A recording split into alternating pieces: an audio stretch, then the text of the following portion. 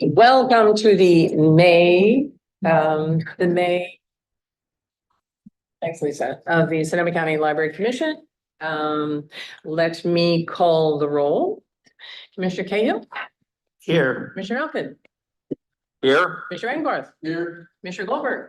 Here. Mr. Green. Here. Commissioner Hauser. Here. Mr. Heavenridge. Here. Lagos. Here. Mr. McKenzie. Here. Mr. McMillan. Here. We've changed the sound system. Yes. We can hear. This is fabulous. Thank you. Are there any announcements? Any members of the public? Any members of the public? There are no members of the public in attendance in person or via Zoom.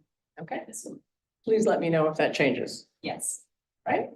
Then we will move into item 4, presentations. Youth Services, the Measure-wise Sales Tax Impacts. Jessica and Kathy?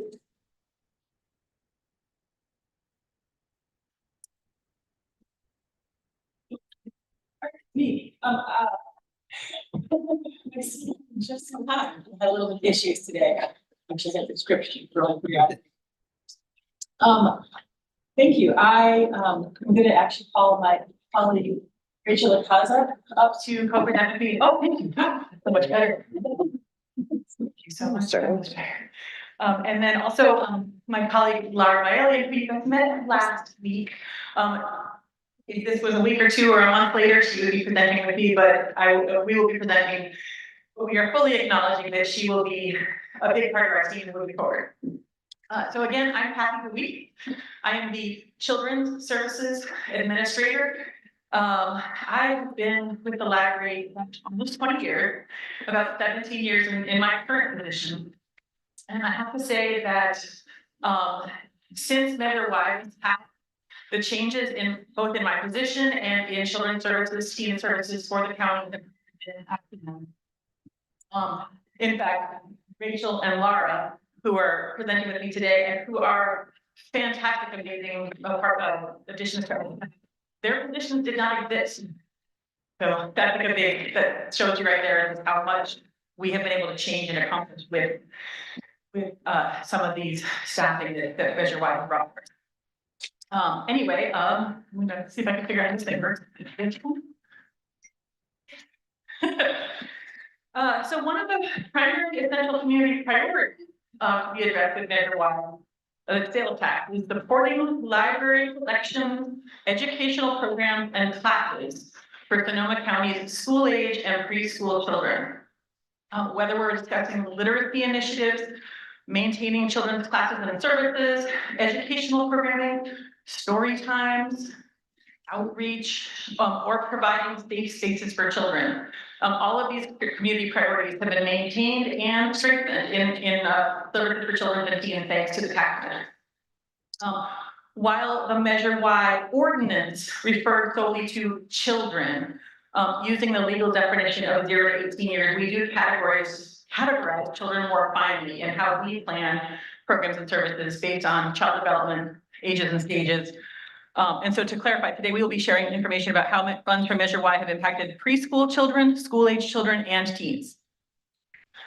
Starting off with a quote, and this is a great quote to me because it reflects how families age through our services.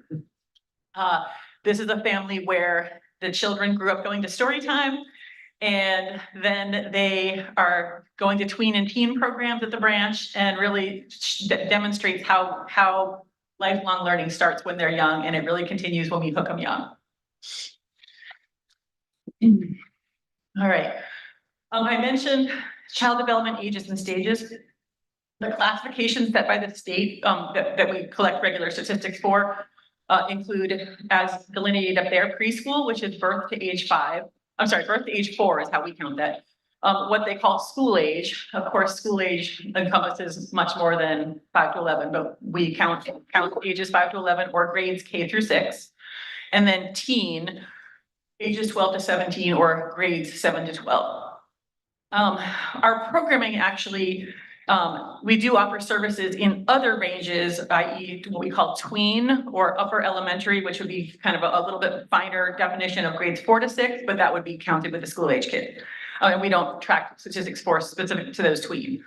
Sonoma County trends also inform services. The services we include, trends in Sonoma County right now, it's going to be a competing tax measure is access to childcare, access to preschool. And so in addition to services that we provide specifically to the children, the teens, the preschoolers, we also provide services to caregivers, to teachers, parents, and educators. I'm gonna switch up to the next slide here. Sorry, I kind of a bit of an issue to okay. This next slide up here looks probably pretty familiar to you guys. You saw one last month that was adult services with a similar progression. So on this graph, the colors indicate pre-programming for preschool, which is the blue, programming for school age children, that grades K through 5, which is the orange, and programming for teens, which is the gray. So this is a good picture of how programming has evolved since before Measure Y, when we had about only $25,000 of system funding to cover all programming, children's, teen, and adult. And so we did really count on the Friends to support programming then. You'll also notice before Measure Y, look at the gray. There's not much gray. So in those kind of first years after that line that's the sales tax, in those first years, we're still ramping up on staffing. But we did eventually get to a place where we had a lot of events, maybe too many. Then of course the COVID hit and we scaled way back. You'll notice a fair amount of the gray, the teen, in those COVID years. And that's because teens really did gravitate toward and latch on to virtual programming. So we did do a lot of virtual programming with teens in those COVID years. A huge learning curve on all of us to learn virtual programming. And then the past 2 years, we've gotten back to in-person programming and maintaining at a similar level to pre-pandemic. But what a difference between 2016 and 2023. Yeah. Rachel, jump in if you want to ever say anything.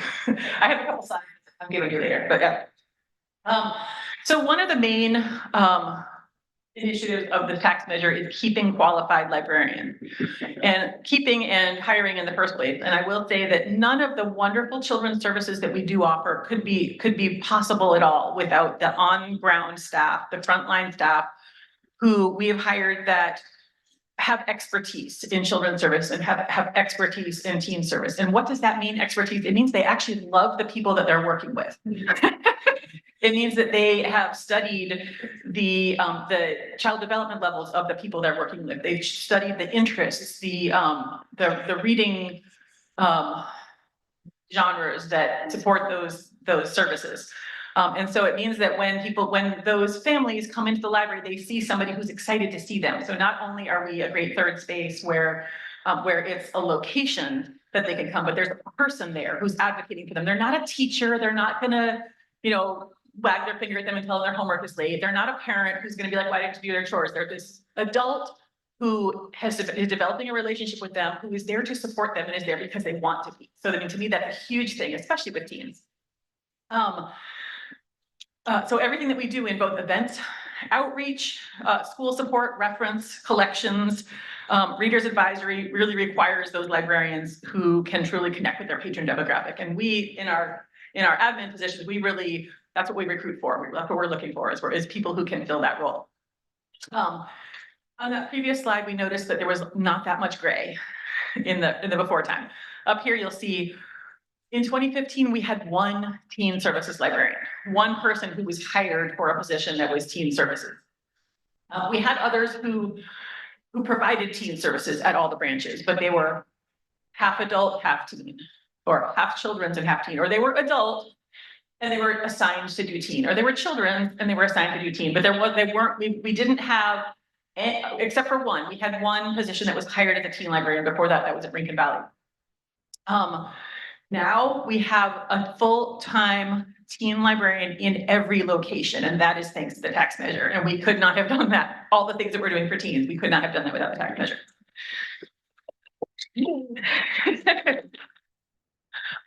With the children's services, it says that we went from 15 to 17, and that really doesn't tell the whole picture either, because also in addition to those 17 children's librarians we have now, we have library associates who are dedicated to children's services and who have that passion for serving children. So we actually do have more bodies in the room that are supporting children's services.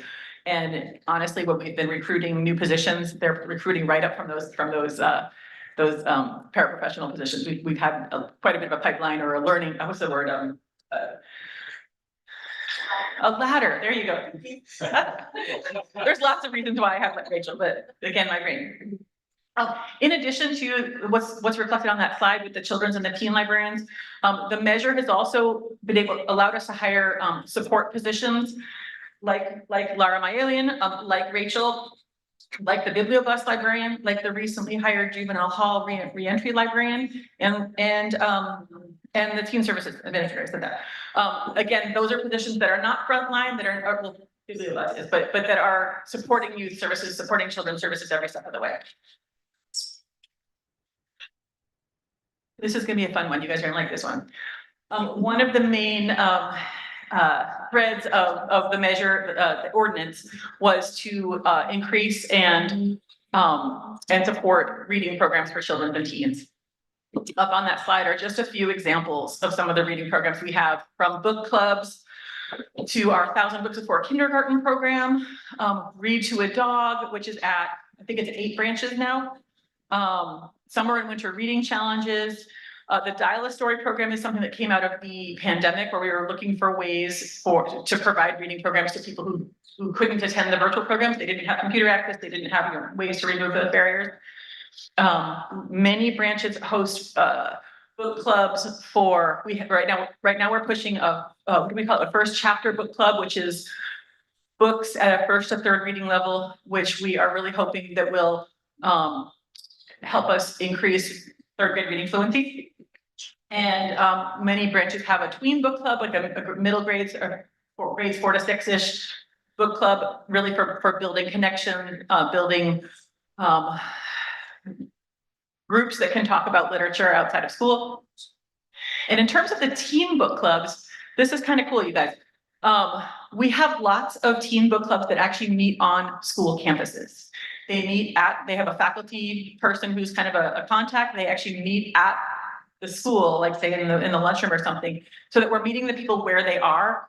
And again, spreading that love of literature, spreading that ability to connect with people who have similar interests. I think we've got probably 3 or 4 teen book clubs that happen on school campuses. All right, Rachel, I'm going to turn it over to you now. And it's this guy here is the. Hello, everybody. Rachel Ikaza, Education Initiatives Librarian. Always a pleasure to speak to you about what we're doing in our schools. Kathy mentioned earlier the different ages of patrons that we focus on in youth services. And part of my work is to help us focus on educators. Relationships with school communities begins with educators. It begins with school administration. It, ripples out into parent groups, parents one-on-one, who come to our buildings to work with our professionals about different issues that they have with their children, how we can support home learning. So really my role is to help us engage with teachers. This graph that you can see up here gives us some idea of how over time our school engagement has changed. You can see school site visits, teacher connections, librarian visits, and class visits are all reflected there. It's been a couple of years since we've collected this information. We started collecting this information as part of the statewide Student Success Initiative that gave birth to the Student One Card program, which we are currently partnered with 26 of the 38 school districts in our county. So it's a very successful barrier removing avenue for students and their parents to have access to library resources. My role is there at the top. I'm very grateful for my job, and I really am doing my life's work every day. So I'm grateful to the library and our community for making that happen. The other bullet point there is professional development for faculty countywide. One of the main things that we've really tried to do is do a lot of faculty presentations on campus with teachers and their administration to just open their eyes to what we do, how we can partner with them, and give them the key to the kingdom that is theirs, which is the educator card, the special account for teachers. It's value added, and it really is truly a stick of dynamite that we put into the door of the school, and we light it with our passion for what we do, and the teachers get really excited. And the next thing we know, they want us in the classroom. They want to come visit. They want to work one-on-one to get Libby on their own phone because they want to be able to demonstrate it to their classrooms. So really, the faculty work that we do on campus is really key. And it's a very exciting place that we're still growing. That's a growing edge for us. Partnering with schools through the Student One card and the educator card allows us to bring the Biblio bus to school campuses. It makes it possible for us to check out an entire classroom's worth of books that the children have curated themselves by using either their own library account, which is Student One card, or the educator card for that professional on campus. So there's a lot more I could tell you. I often have the pleasure of giving you a full rundown of what I do, but those are the highlights and the bullet points for today. Always feel free to reach out to me if you have any more questions about how we work with schools. I'm happy to talk to you anytime. Thank you. All right, moving on to one of our next slides. Again, maintaining children's story times was one of the threads of the Measure Y ordinance. Thank you. Feedback from the community definitely shows that children's literary program and literacy programming is an essential community priority. Story times are the cornerstone of our early literacy services. We offer more than 15 different weekly story times focused on child development stages, including babies, toddlers, and preschoolers. The content and the development of the lesson plans for those are different for toddlers, babies, and preschoolers because the child development stages are different. We use a curriculum called ECRR2, which stands for Every Child Ready to Read 2, which was developed by the Association for Library Service for Children.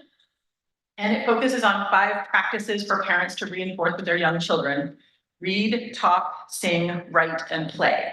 That does actually parallel with First Five's literacy initiative, which is, I think it's read, talk, sing. So it kind of dovetails easily with other county initiatives and statewide initiatives as well. And the point is that we are encouraging the parent to be the first teacher to do those 5 practices all the time. And so that then their child will enter kindergarten ready to learn to read. Ready to learn to read. We don't expect them to be reading at 3. We know there's kids who are reading at 3, but we don't expect that. We want them to enter kindergarten ready to learn to read. There are actually several different county initiatives that are also working on similar tracking of kindergarten readiness across over time and across different school districts. And so our goal is to have the services and the programming that we provide around story times is going to support and augment that. We also incorporate school readiness skills from the California Department of Education into all story times, including things like practicing large motor skills, practicing fine motor skills, socialization, social emotional learning, so that you know, even something like standing on one foot for 5 seconds. That's on the list of things that kindergartners should be able to do. So we might do a song or a rhyme that incorporates that piece, so that we are always trying to incorporate things that are skills for kids to get ready for kindergarten. So in addition to ensuring that we have the qualified librarians to lead story times and building relationships with families in their communities, Measure Y has also helped us to train our staff on that ECRR2 curriculum and the early literacy course, other early literacy coursework as well. So lots around story times. Ooh, did I go by 2? I went by 2. One more. Come back. Here we go. Another thread of the Measure Y ordinance was outreach to underserved areas. Rachel did mention that we were able to bring the Bibliobus to schools, but and I mentioned earlier the book clubs in schools. Part of what we're trying to do is to bring services to where people are. this picture up there, that's our wonderful Healdsburg Children's Librarian, Charity Anderson. This is not Measure Y funded, I think they're friends that bought the Bibliobite. But she regularly does a story time in the park. I think she started this week through the summer. And so that's a way to bring story time to a wider audience, more people than can fit in the forum room at Healdsburg. And it's really become quite a beloved part of Healdsburg summer. We also have partnerships with different low-income housing groups. We have a lot of partnerships with Burbank Housing. We have installed Little Free Library type mini collections in several of the low-income Burbank housing sites that have high number of families in them, and so we have staff that have kind of launched those and then go back intermittently to restock with discards. The lunch at the library outreach we've been doing over the past few years is another way to reach people where they are. And lunch at the library is a statewide program that we work in partnership with our local sponsor, which is Redwood Food Bank. And Redwood Food Bank visits 30 to 40 sites. Summer lunch outreach, there were 34 unique locations last summer, and our library visited enough that we had 64 unique visits across all those locations. So that's another example of how our staff is getting out to do outreach in underserved areas. And the last thing I want to mention is that we do partner with Head Start, which is, through community action partnerships. And I think there's 6 different Head Starts that have annual visits to the library to introduce their families to library services, make sure the families have library card, model story time for the parent. It's just kind of making sure that we are making those connections with the groups that are serving a similar demographic across the county. All right. Another thread of the Measure Y ordinance was to provide safe places for children after school. I just love those 2 pictures. I was trying to find something that captured children's services and something that captured teen services. That picture on the left is at Windsor Library. They had their frog themed Saturday story time.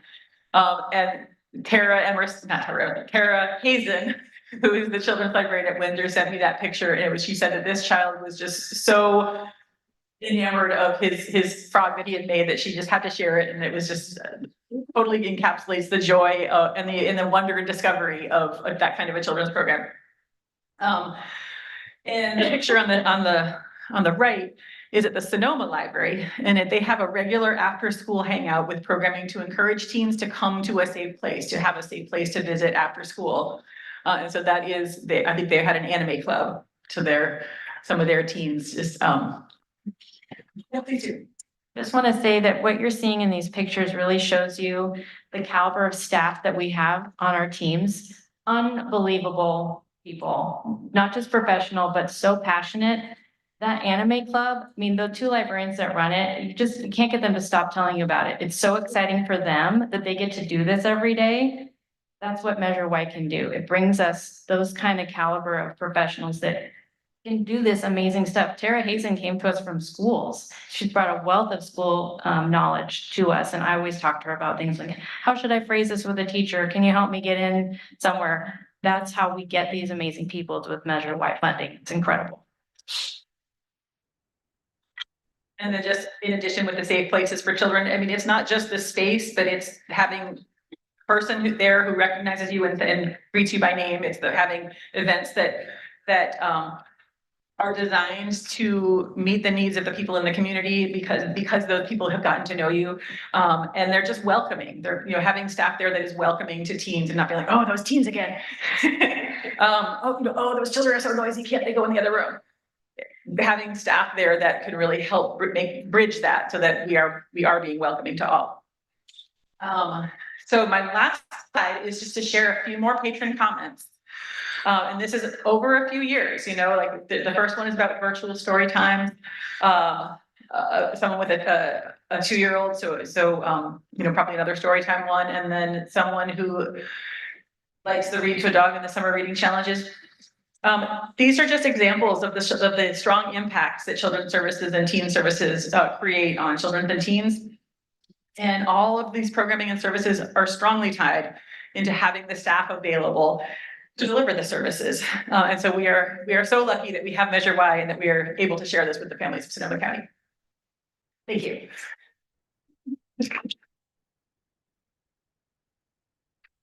Anyone have questions? Have my colleagues can jump up and answer them as well. Thank you.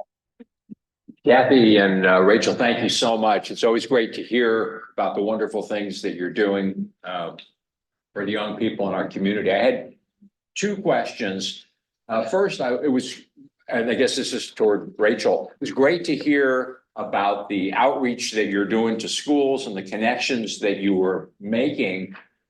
If you could kind of wave your magic wand, what would be the next step? What do you see as kind of the next opportunity with connecting with schools and teachers? What I'd love to do, if I had another one of me, a little more time and bandwidth, is more of a listening session with school administrators to find out a little bit more about kind of what's going on, big picture on campus and in all their school communities, wherever they kind of oversee. I feel like there's a lot of wisdom that doesn't necessarily filter down to us in our role, but that we need to know about, how are teachers acquiring the books that they need? Are there areas where there's a lot of opportunity and there's a lot of materials available to educators and places where there isn't? We discard a great deal of our book club books every spring. And one of my great jobs is that I get to create this really cool newsletter with, it's basically a shopping list for teachers. And I send it out to every single educator and they can choose what books that we're discarding. There's a very lightly used book club says, it's a feeding frenzy. The people that respond loud and clear. But there are places where I haven't heard from in a bit. And so just do some listening and some good questioning and hearing from school admin, I think is something that if I had that I would absolutely do. Thank you. And may I ask my second question? Yeah, please. That Rachel just mentioned about sending the students, we just sent out last month or so a survey to schools, to teachers, asking them what their needs around homework help would be. We have an older program we've done where we had a volunteer-led homework help program, and for various reasons that's been difficult to bring back some of the different branches that are still trying. But we've recently written a grant to try to offer paid homework help. But we don't want to start such an endeavor without really knowing what the schools want. So this survey we sent out, how many responses did we get?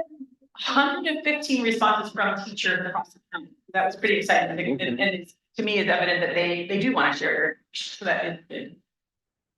Yeah, that's great. Thank you. And then the other question I have, I think we all recognize that there's a significant percentage of our population where English is not the language that they're speaking at home and that the kids are learning first.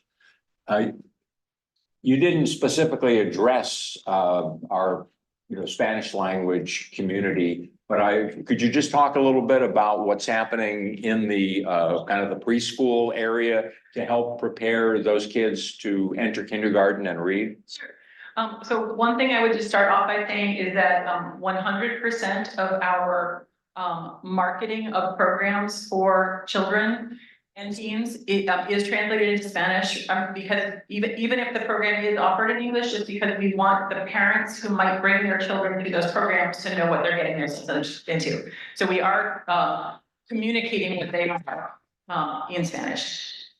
In terms of programming in Spanish for that preschool level, we do a few things. We have contracted performers who offer like Spanish language, music, and movement classes. I think they're at 11 branches, maybe 10. I think it's 11 branches now.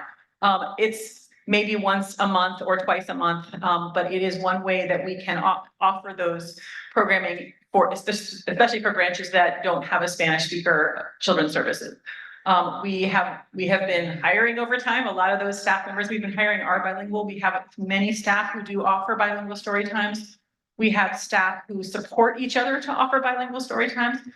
We also have a gem of a person at our Roseland branch, which is Marlene Vera. She came to us from preschools in Santa Rosa area. She was like an administrator in preschools in Santa Rosa area because she has been piloting at the Roseland branch some very targeted programs to support children in the preschool level who are Spanish speaking, using preschool curriculum as opposed to like a normal story time curriculum. So that pilot program is called Listos, which is ready. And so that's running at Roseland right now. And so we are hoping to have, to maybe be able to roll that out, a similar program out to other branches as well. Thank you very much. Mackenzie? Thank you, both, and also to Laura. You've made the case. It's very impressive.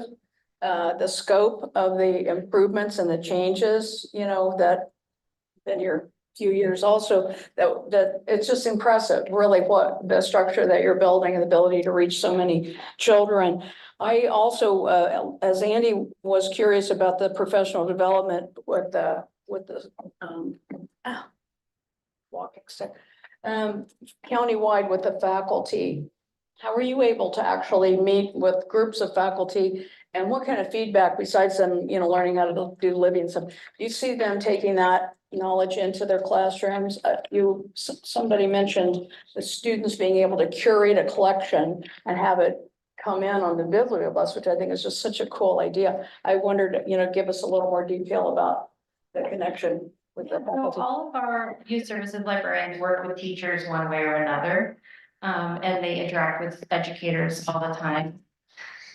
What I tend to do is I support our youth services librarians if they get an invitation to a faculty training, or if they hear there might be one, or give them coaching about how to get in, what to do, what to say, how to present yourself in such a way that it's not a question that I'm asking an administrator. I'm telling them they need this, and we're finding out what the day is.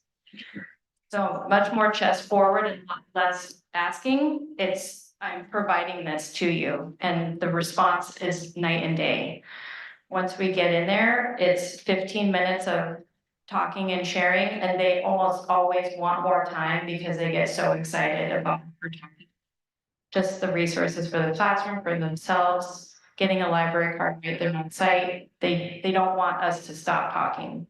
They get very excited. I can't overstate that. What it leads to is one-on-one connections further with that local branch librarian who's assigned to their school, where they're coming on campus into the classroom is coming to the library building. There's an ongoing career length relationship with that educator. The students come and go. They grow up, we see them age over time. It's beautiful to see them story times and into high school, and then they're interning here, and then they work here.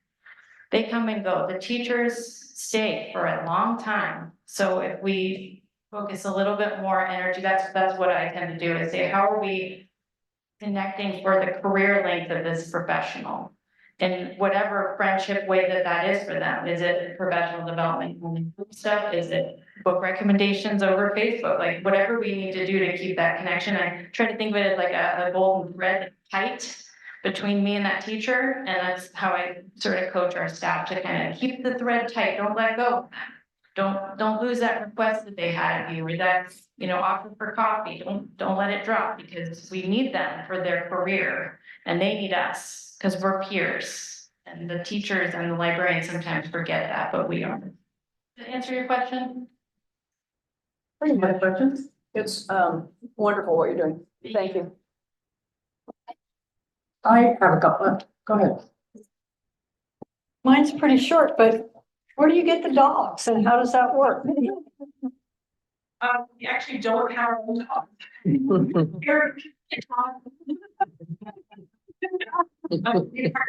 Different agencies in Sonoma County. One of them is Sonoma County Humane Society. One of them is an organization called Pause as Support, PALS, PALS. The other one is called Pause for Learning. So we've got 3 different organizations that they recruit volunteers, they train them, they certify them, and they do the insurance, all the things. And then, each of those organizations, like this organization goes to these 3 branches, and this organization goes to these 5 branches, and this organization goes to those 3 branches. So kind of, it's a partnership with nonprofits. But Are the if dogs, Erica would let us get dogs, then we can get them. do the dogs live with families or are they shelter dogs? I think that probably the Sonoma Humane Society ones might be shelter dogs, but usually it's an adult, a person who owns a dog who says, I want to get my dog trained. So they sign up for the training with one of the organizations.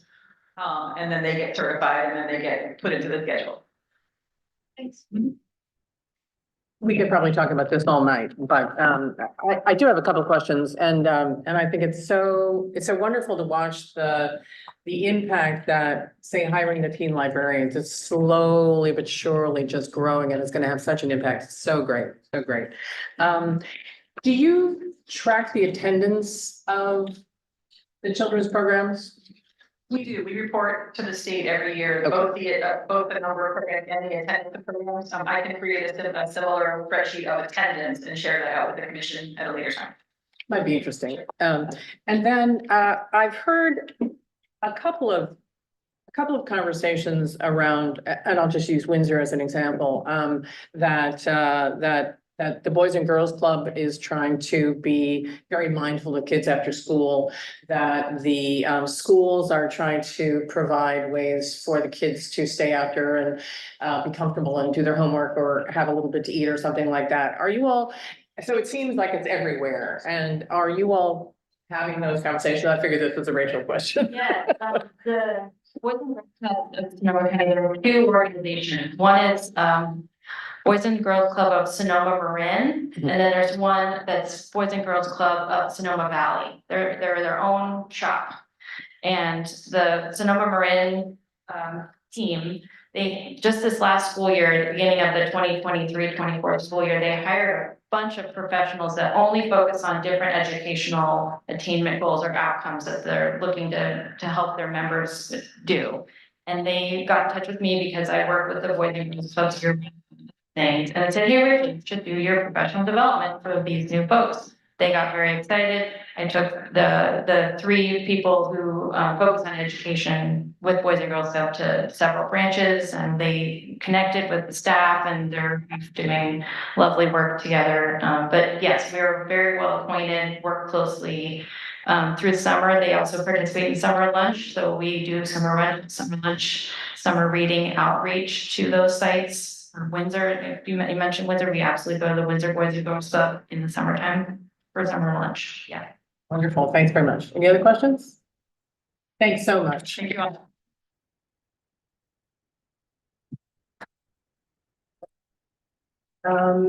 Are there any members of the public? Did anybody come in, Lisa? Public comments? No public comments. Okay. Library safety for supporting community resilience.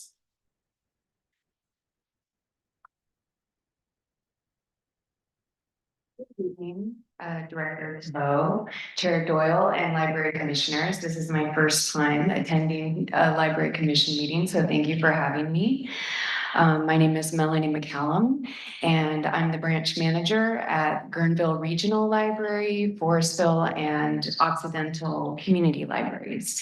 It's my pleasure to co-present on the important subject of library safety for supporting community resiliency.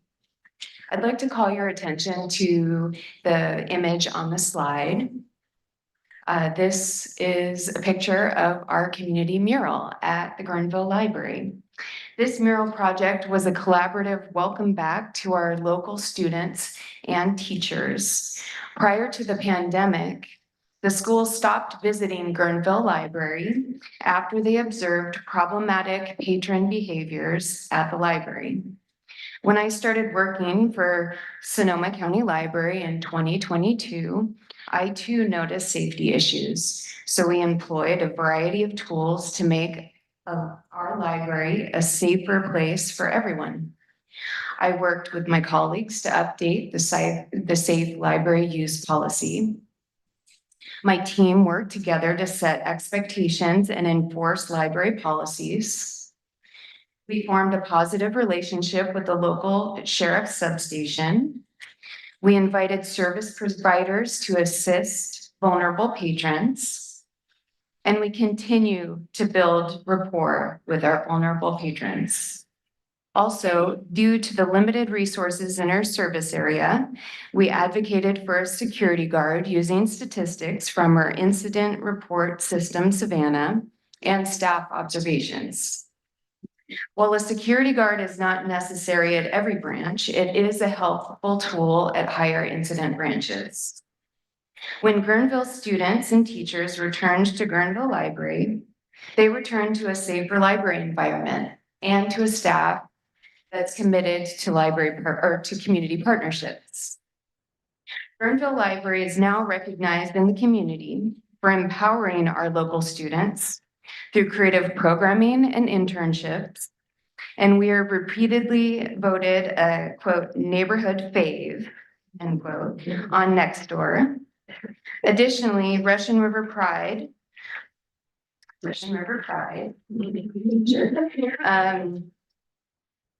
awarded Guerneville Library with a very generous donation and recognition of our excellent service to and celebration of the LGBTQ plus residents in Guerneville and the wider Russian River area.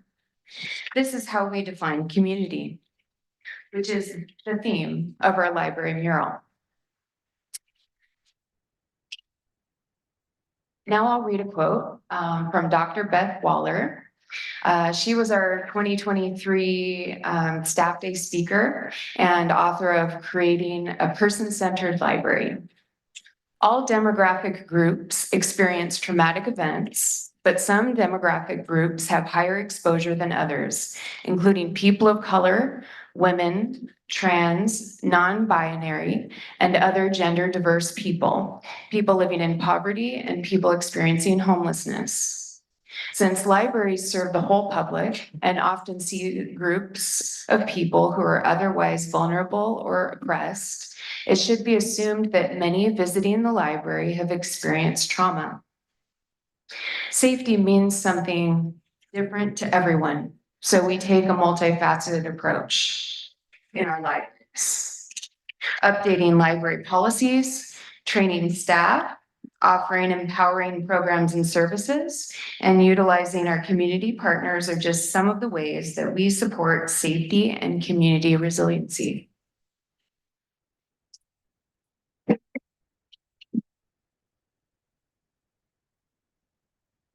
Good evening, Chair Doyle, Library Commissioners, Director Thibault. I'm Sarah Vantries, Public Services Division Manager. Thank you, Mel, for starting this presentation with that story and that quote that really set the stage for our explanation to you of how the library supports community resiliency through safety. So we're going to take a few minutes in our presentation to describe each of these areas for you. First, we'll look at the written policy that supports our safety goals. Then we'll share about some of the other tools that support safety and security in our libraries. We'll describe the library's approach to training and support for staff. And we'll finish with a brief look at some of the countywide resources and partners that have a big impact on safety and resiliency at the library and beyond. And I think we can also point to the work of our librarians and partnerships and youth services, as you heard, as another key element of supporting safety and resiliency. I'll talk first about the Safe Library Use Policy. This is our policy basis for how we address safety issues. It's been 1 year since the Commission approved a major revision to this policy. So it's a good time to take a review. It's available to the public in English and Spanish. We've done all the staff training. We have the flyers and the signs you'll see in the library. And our library leaders are now confident and experienced in using this policy in real life. Just to refresh your understanding of the policy, as Mel noted, we wrote it as a staff team. We took a trauma-informed approach and applied our racial equity lens. And our goal is to protect the rights and safety of all library users and staff. So the policy helps us set standards that apply to all users. to make sure that the library and its services are safe and welcoming to everyone. And that includes minors and vulnerable adults. The policy explains, on the one hand, the positive goals we have, like respect and responsibility. And it also clearly names unsafe activities along with the typical outcomes when someone's behavior impacts safety. The outcome of the unsafe behavior may include staff calling law enforcement. It may include suspension from the library for a defined period of time. And we make that very clear and transparent in the policy. So it helps staff identify and define safety issues, and it also gives us a simple structure to address safety issues quickly and consistently. We want people to have a positive experience. We want them to have a predictable experience and to see that staff are treating visitors equitably. As Mel noted, we log our security incidents using an online incident reporting system, and that allows for easy administrative review and follow-up. Anytime the library is open, someone from administration is always available to assist branches, whether that's giving advice, texting with someone, or being on the phone during and after an incident, and also addressing suspensions, especially longer suspensions. We take it very seriously if we are significantly suspending someone's library access, and we also take it very seriously when there's an incident. How can we support staff after that happens? We also do have a process for library users to appeal their suspensions to the library director, and that provides another layer of accountability to the public, which is very important for resiliency. I do want to pause just to acknowledge the work of the staff. Following the policy consistently takes effort. The documentation takes time. Follow-up can be time-consuming as well, but this helps us provide the safest experience for our staff and users. For you, we compiled some data from March 2024 to give you kind of a picture of what safety issues in the library look like.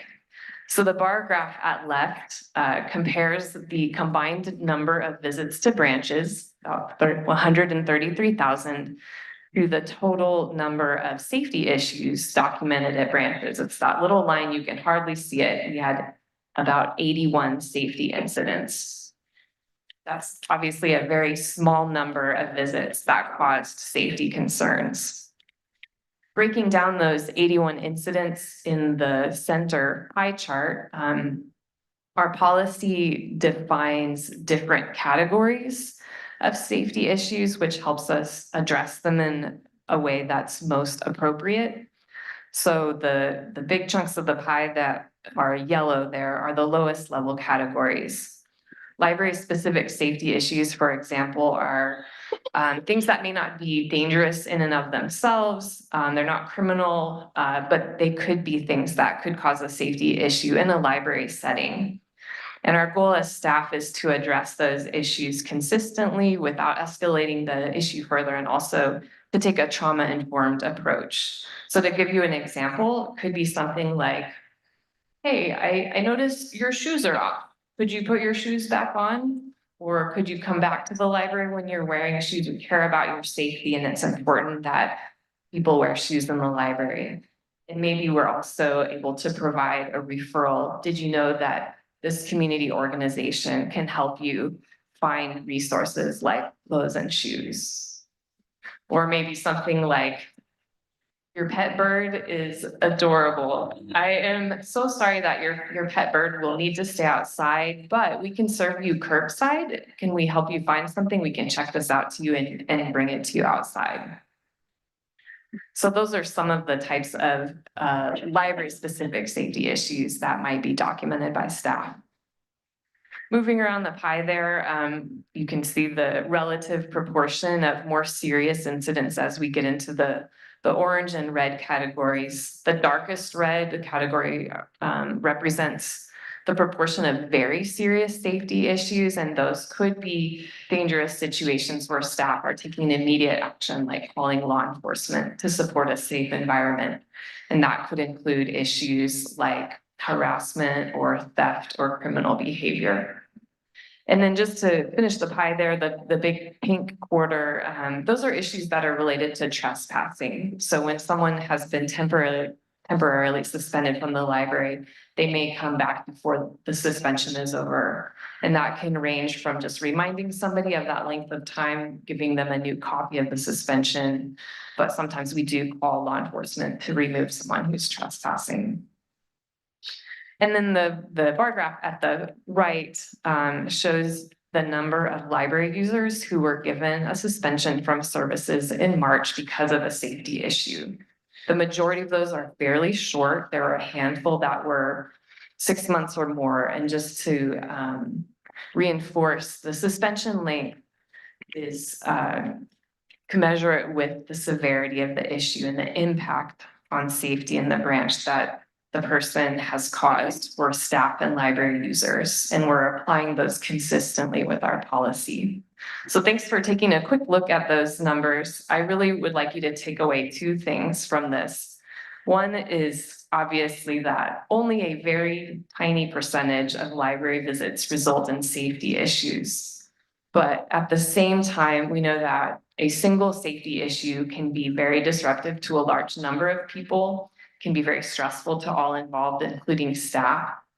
And it takes our staff time and thoughtful attention to apply our policy, to document the concern, to follow up, to debrief, to talk things through with administration, to practice self-care. So as we continue the presentation, Barbara and Jessica are going to talk about other tools that provide support and options for safety.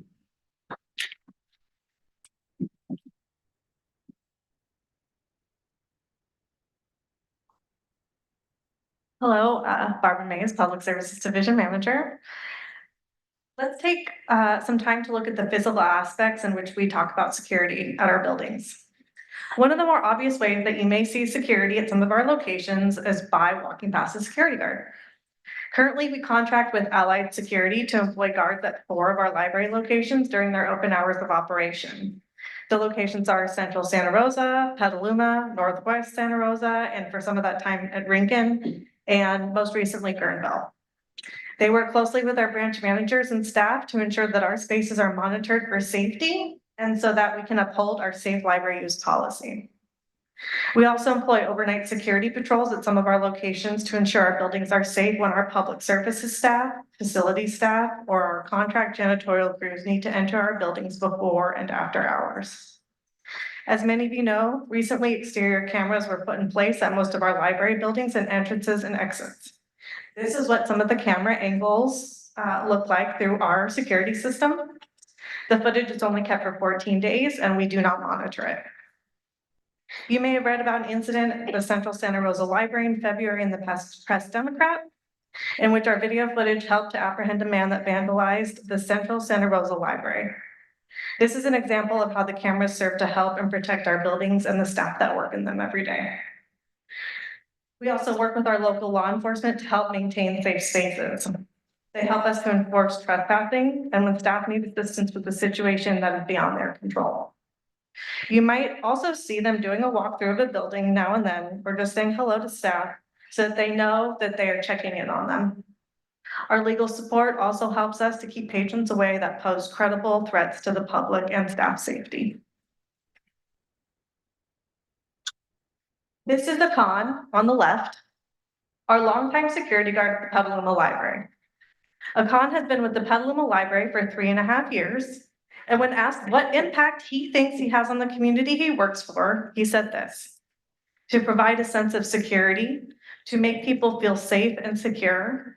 I try to make people not feel intimidated and try to provide general assistance, like asking people if they want the safe team called. Our role in security is less about providing physical security and more about reassurance. It's important that I carry myself a certain way because some people have had bad past experiences with authority. This is not our only example of security and safety at the library, but a part of the holistic approach that we take to securing our high incident branches. What Akan says about people are getting people the help that they need and acknowledging that people have had bad past experiences leads us into the more work that we do with our staff regularly. From a trauma-informed perspective, we realize that trauma can impact the lives of anyone, including library staff and patrons. While living with trauma can be challenging, libraries that practice trauma-informed strategies promote safe and welcoming environments for the whole community. We take staff training and support very seriously. My last quote was taken directly from our trauma-informed training at our most recent all-staff day. We want staff to feel confident when it comes to their workplace and helping the public. And so we provide regular training for staff and resource support on our library's intranet, at the public desks, and in informal and formal meetings. In the past 2 years, all staff were trained in de-escalation and in trauma-informed behaviors. We enforce what we learn all year through practice and resource sharing. And when something does happen that is particularly traumatic for the staff, we utilize EAP and get counselors out to the branch to speak one-on-one with staff, typically within 3 days.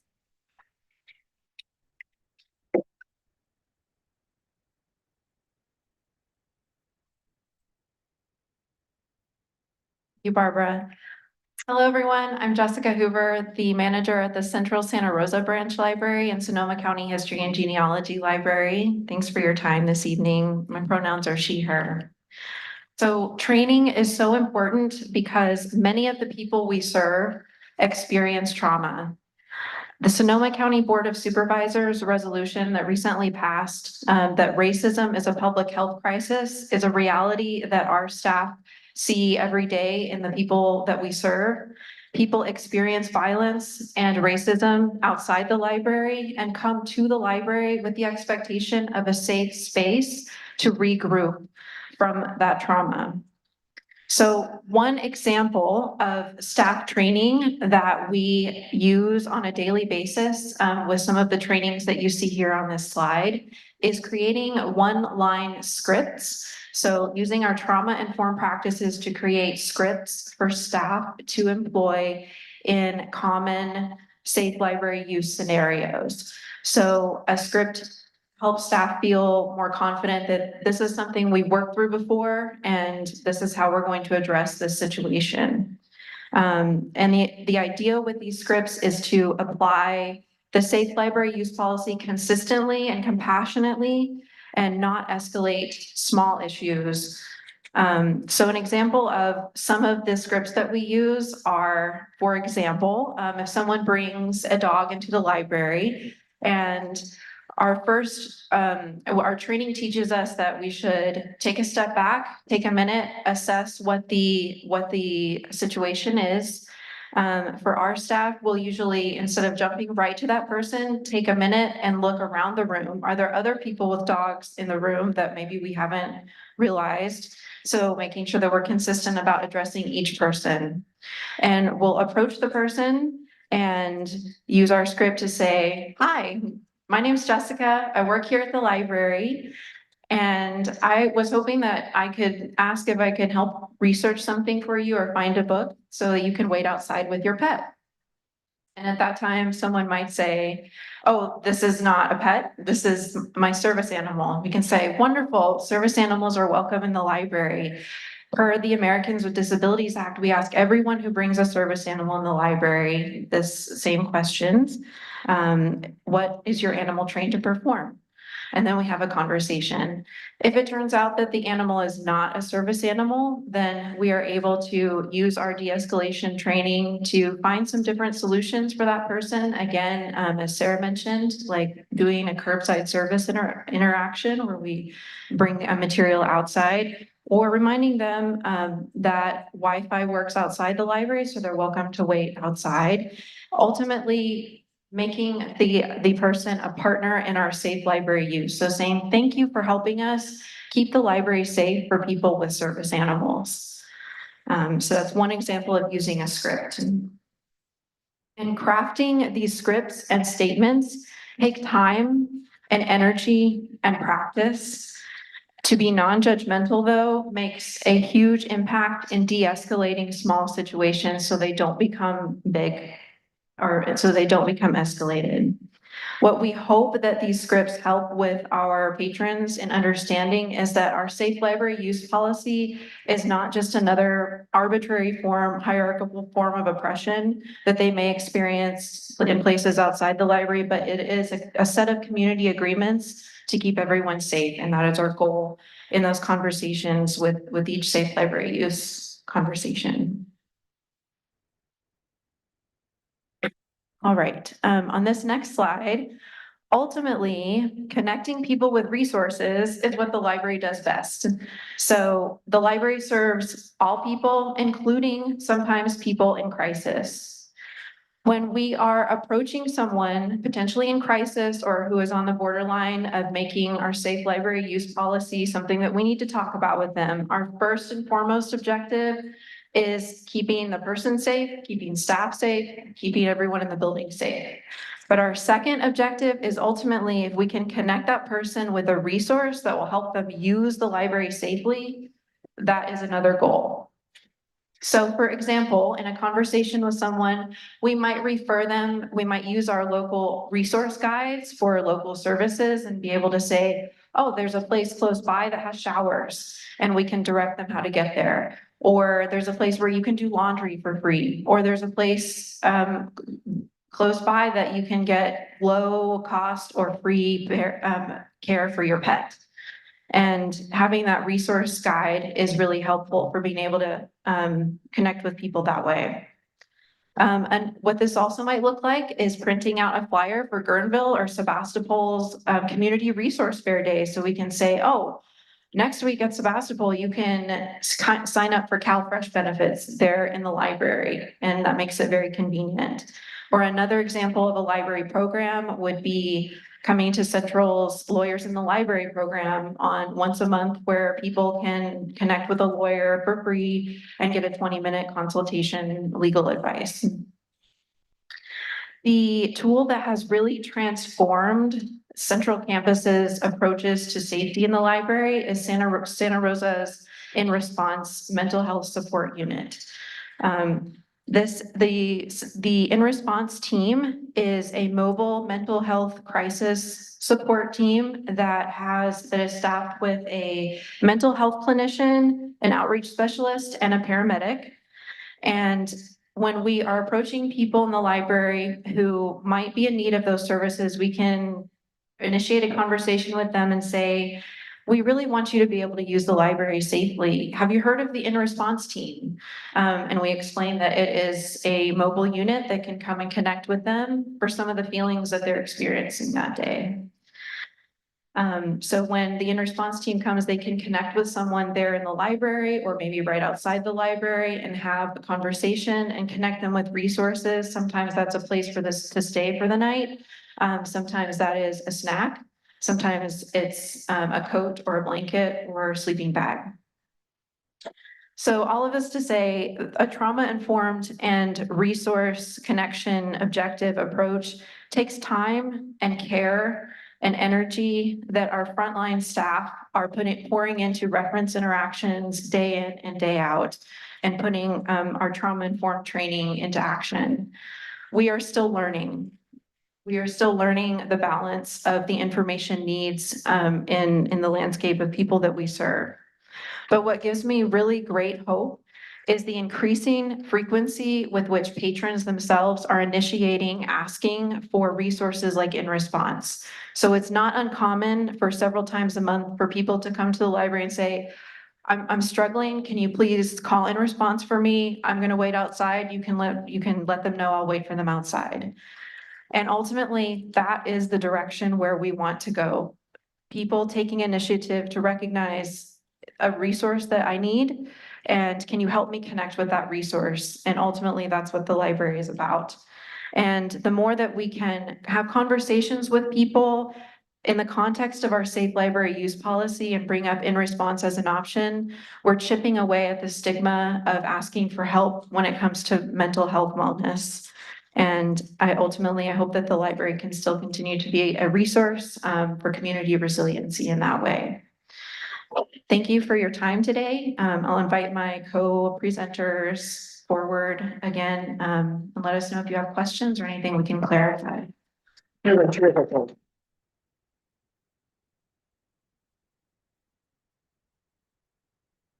This presentation that we talk about a lot, or the library, but I want to specifically thank our Human Resources Department for the work that they do in training and giving us the worksheets to work with and calling EAP and being there for staff and for us when we need it. And for our Facilities Department, who put in all the cameras, who is out there, and also the security is through their budget and is communicated with them, and for our director and deputy director for their help and their knowledge and their assistance and all that we in the front staff do. I know that we passed the policy a year ago, but surely there were some processes that you were putting in place before that. What was the instigating factor? What persuaded someone on the OMT staff that you needed a larger policy? I know that's probably a broad question, but sort of an overview for us. Yeah, just to give you a few examples, so that the policy before, I can't remember what it's like, standards of behavior, you can even tell from the title, it's sort of from a different. And the policy had not been revised for some time. It was difficult to implement. It treated issues like having a big suitcase kind of similarly to threatening staff, and that made it hard to really take a common form approach and de-escalate things.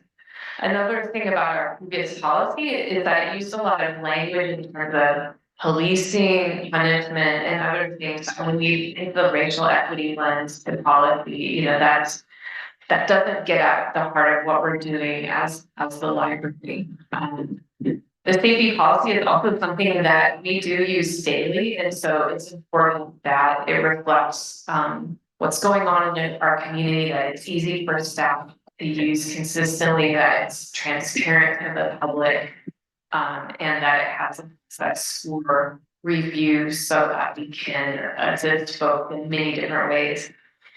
And we also were able to use the trauma-informed perspective, not only in the policy itself, but also, as my colleague mentioned, in the type of training we do with staff, in the prep, the script, the debrief, and that's reflected in the policy, but especially in the work that we've done since then. Because sort of post-COVID, suddenly everybody was back in the library, that really made you realize that you needed to change the way things were officially being addressed? I think, as we've talked about post-COVID, there has been an increase in trauma in the community, and so the resources that can address that, and also the perspective shift in terms of, you know, as Jessica was just sharing, that our goal is not to, you know, just kind of push this problem somewhere else, but to really be the library, to be the connector with all the information that can help change lives and change experiences. Thanks very much. Question? Dave? Yes, it was a very sophisticated program. I'm quite impressed. Are you making progress, or is things getting worse?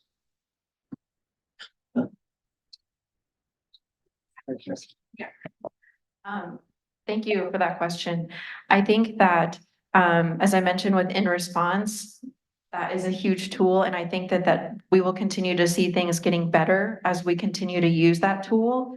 I know that sometimes when we have conversations with patrons, maybe at first they're like, no, I don't want to have anything to do with In Response. And then maybe over time, as we continually just gently offer or ask, maybe several weeks down the line, they're like, yeah, you know what, go ahead and call, I'll give it a try. And that is promising to me. I think it will take time for the community to realize that they can talk about these things and that there are resources, and I think that it will improve. A follow-up question. Are you seeing the same people again and again? Or is there just a wide spectrum of folks that are coming in that occasionally need trauma help? Library serves about half of the community. We serve all of the community, but about half of the community regularly comes to the library. And so it's hard to kind of pin that down when we're talking about thousands and thousands of people. Commissioner Hopkins. Thanks for a really terrific presentation. And in particular, I was impressed with the sample scripts that you shared. I can see that a lot of work went into those, and I appreciated the kindness that came through. I'm just wondering, what are you hearing from library staff? Are they able to utilize those scripts consistently? Are they finding them to be effective? Are you continuing to make tweaks? Just tell us a little bit about how it's going, if you would, please. My staff feels empowered to, apply this in an equal manner, and we practice. We go over certain parts of the policy that comes over, up over and over again. And my part of the presentation was aimed at telling you that we have improved things by applying this safe use policy and by forming partnerships and relationships.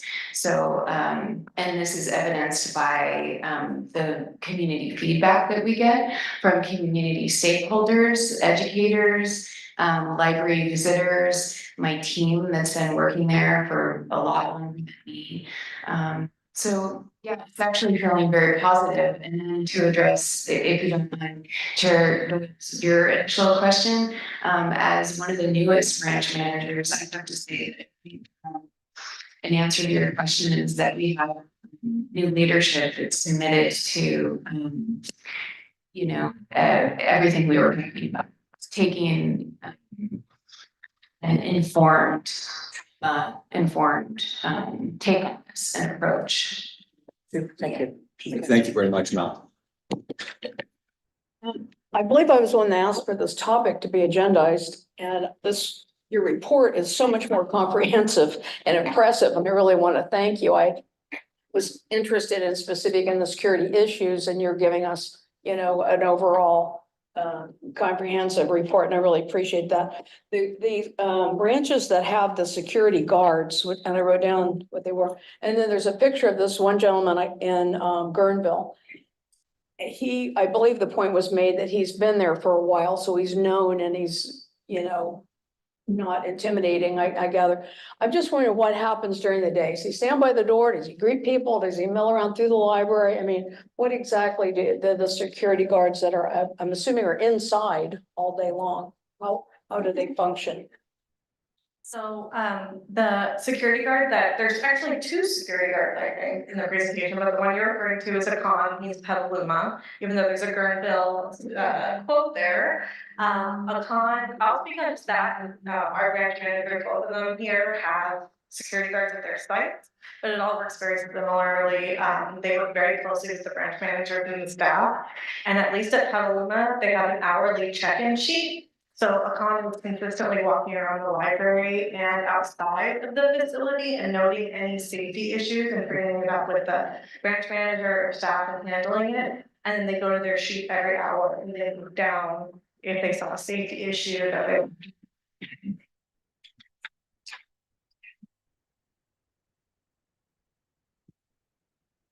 Thank you.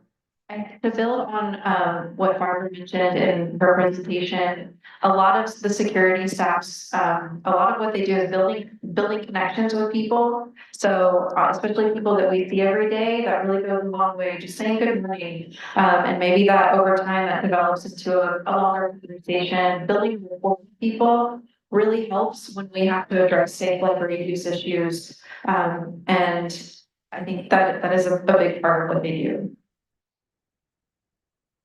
I just wanted to say that they collaborate. So they don't really work independently. We look at things together.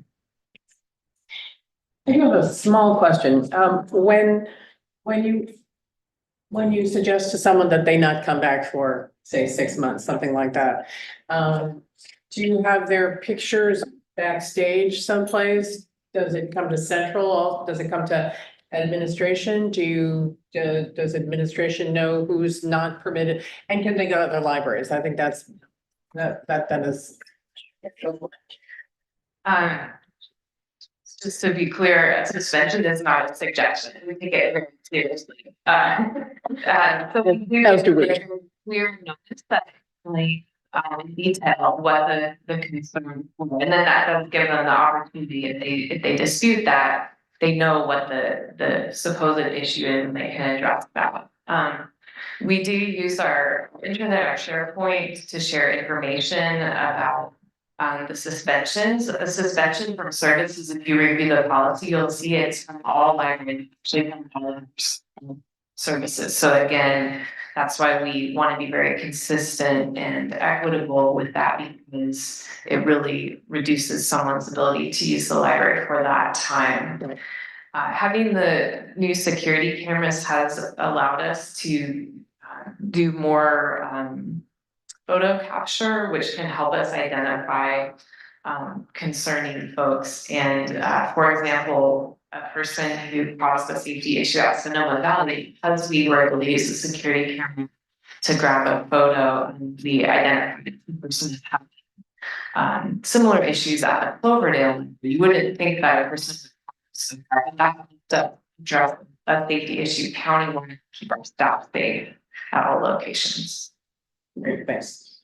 Other questions? I would also just add to that, as an administrator, there is a month or above, we will send an email out to the branch leaders that there is suspension. It doesn't have a photo, but it does have a description of the incident and a name if we have it. And so if there's something happening at Colonel Central, and Central knows that person, they would be able to serve them the suspension. And I would also, it's just a final thought, if there is a suspension that's 6 months to a year, depending on what's happening, we might also call law enforcement or safety or in response to come and assist with that, instead of, if we know there might be a bad reaction, or, you know, staff just would like that reassurance, they might call somebody else to help. And so when the person gets outside of the doors, that person that they called in response or safety and police officer can better explain it to them if they can't understand them. Thanks. I just remember the San Francisco Main Library, there was a security room and pictures of people were up on the walls and I. Yes, okay, thank you very much. Other questions, final questions? Really terrific. Thank you so much. All right, 4.3, the economic impact study.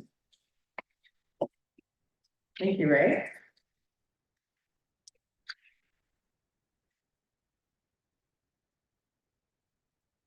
Evening, Commissioners.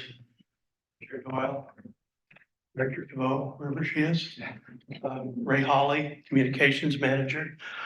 You have the economic report and the agenda item in your packet. So I'm going to go through this briefly. You're already almost an hour and a half into the meeting and you're on your third presentation. So I want to be thoughtful about time. Since I've been at the library, I've heard a lot of conversations about the impact the library has on the community in different ways. And I've always wondered about the economic impact aspect of that. Chair Doyle was kind enough to share a similar study that San Francisco Public did. I found quite a few online. And after discussing with Director Thibault, reached out to Dr. Robert Eiler at Sonoma State. He was very interested in doing this study for us. And what he did was he reviewed the existing literature, all that we provided him, and he found quite a few more, and then really compared it with his own unique insights to Sonoma County and the Sonoma County economy. If you haven't heard of Dr. Eiler, you probably haven't read the Preston McBride or Big Business Journal. He's a keynote speaker at economic impact conferences. He's very busy with these kinds of things. He's a very well-known guy. Let's see if I can find the right. There it is. Oh. I think I turned it off.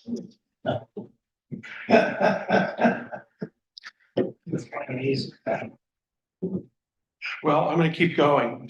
While the slide is recovered, the highlight. Just a quick highlight of the findings. He decided to measure economic impacts in three categories. The impacts of our operations,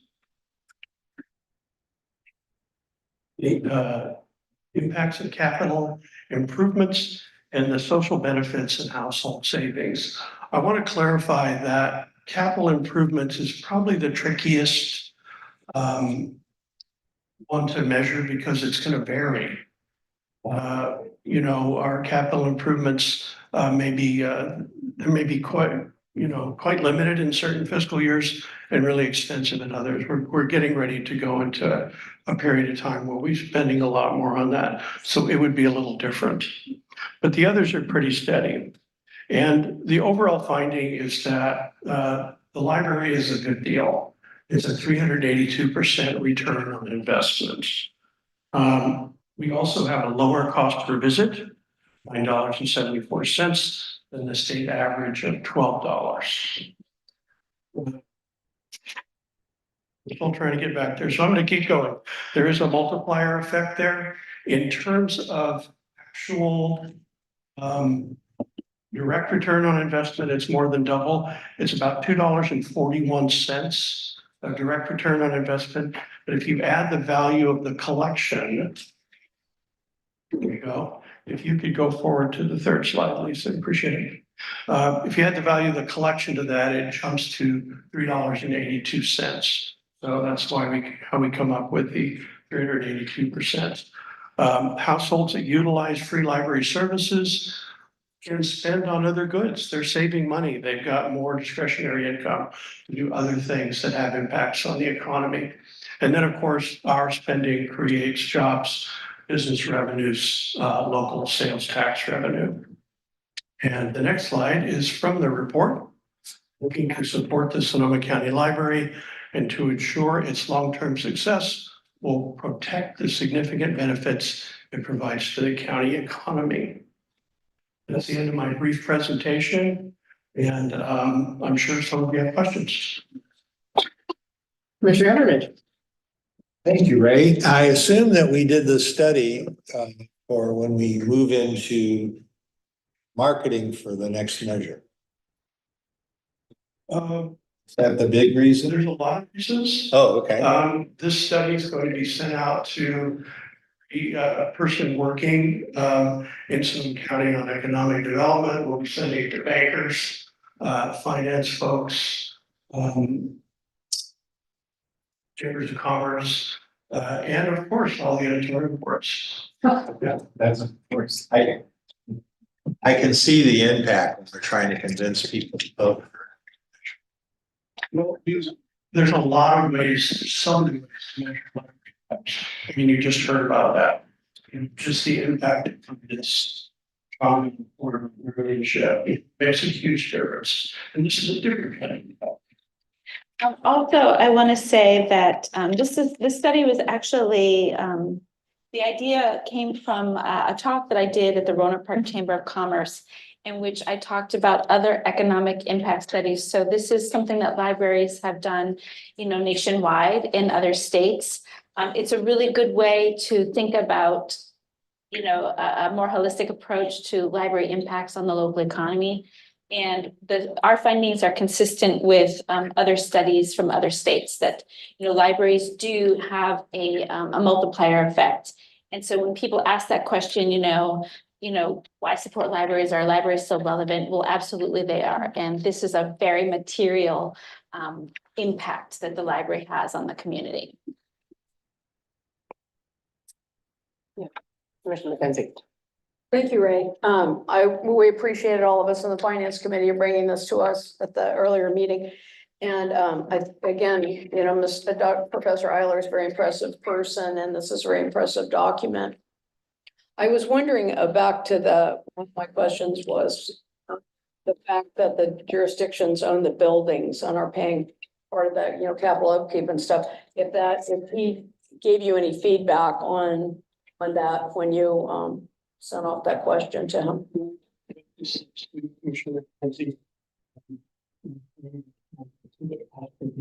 Yeah. And so So I have two parts here. Yes, we are in JPA, we are in partnerships, and for the most part, we don't pay rent. But in fact, most libraries in California don't pay rent. City libraries don't pay rent, county libraries don't pay rent. And really, his focus is on the economies of scale. We're not the largest library system, but we're larger than a lot of systems. And so we can provide services less expensively. Well, I think the point that JPA is their responsibility for maintenance and capital, their own share of capital improvements, as opposed to, And you know, other again, systems, it's a county library, city library. Should be responsible for 100%, whereas we pay part of it out of our tax funds. okay, so it's a good solid number to use then. And again, are we a medium-sized library system or?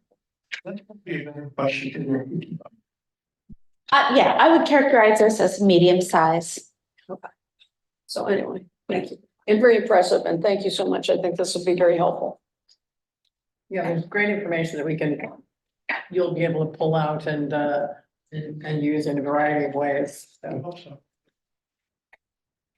Commissioner Cahill. Yes, this study was reviewed by the Finance Committee a couple weeks ago. It went over really well. The report is a solid piece of work. I was particularly impressed with a useful statistic. Is that a typical household would have to pay $300 a year for services that they get for free from us. And that's true, and that's a number that Dr. Reiner took from federal statistic. We actually think it's higher.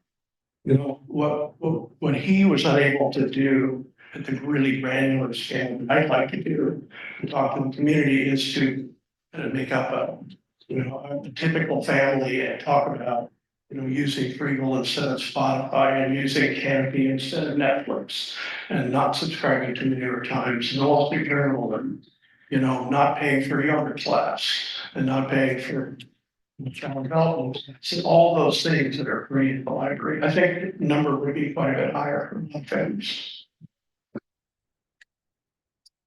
Okay, see no other questions? Thank you so much. Thanks.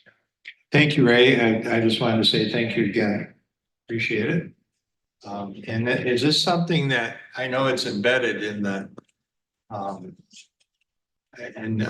agenda, is this something that's separate that we could have as a copy, as a PDF? Is it up somewhere? Sorry, you were leaving and that was my last question. So this is what document. I'm giving you all PDFs. Great. And we will place it on the websites. Excellent. Okay. Thank you. Thank you.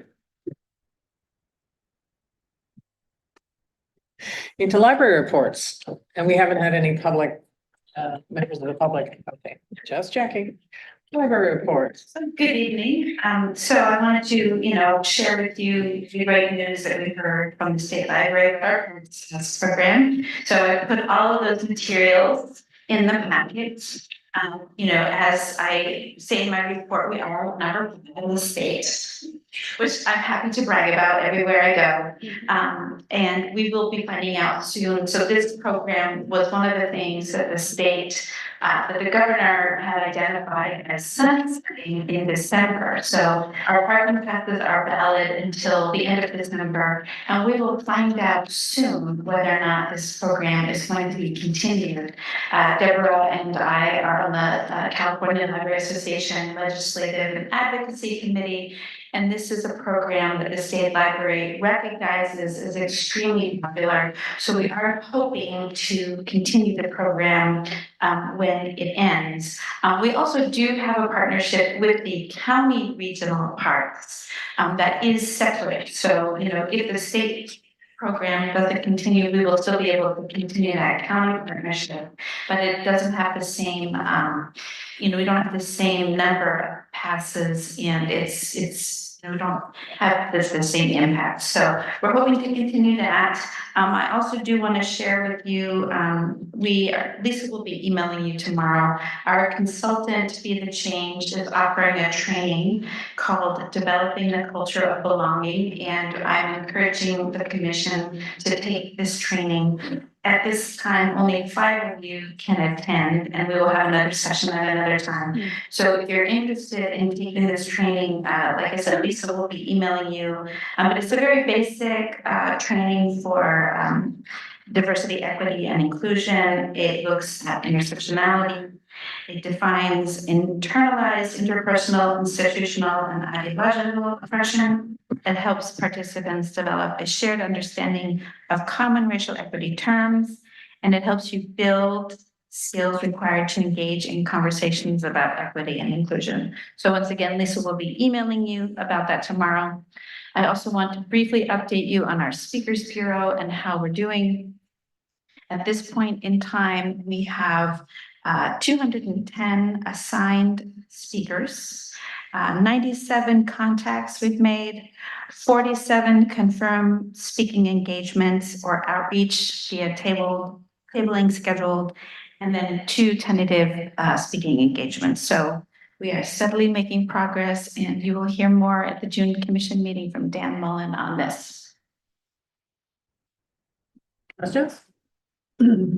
Commissioner Cahill. Yes, on the Speakers Bureau, how many presentations have actually been made? Roughly. Well, 97. And some of those include, you know, my talks with the past year with the foundation. So, you know, it's 97 have been contacted / previously presented. So I did quite a bit in the previous year as kind of my practice sessions. Okay, my concern is just over the past month, okay. It's a new program, it's a very elaborate program. I was just wondering how many we're targeting 200 organizations. How many, I know the Santa Rosa City Council was presented to because I was there. How many others have actually been presented to? You know, I don't have that information. I mean, I don't have that information at hand, but we can certainly get that to you. Okay, great, thanks. Thanks for your report. I have 2 questions. One, I think for you, and one probably for Kathy. The question that I have for you is on page 47. This is in the collections area. And it said, responded to a patron's request for reconsideration of library materials. The request was for a teen fiction book to be moved to the adult collection. I know we talked about the fact that there is now a procedure in place. Could you briefly recap what the procedure is if somebody wants to object to a book in our collection? Sure, we have a form that we have on our website. It's the request for reconsideration.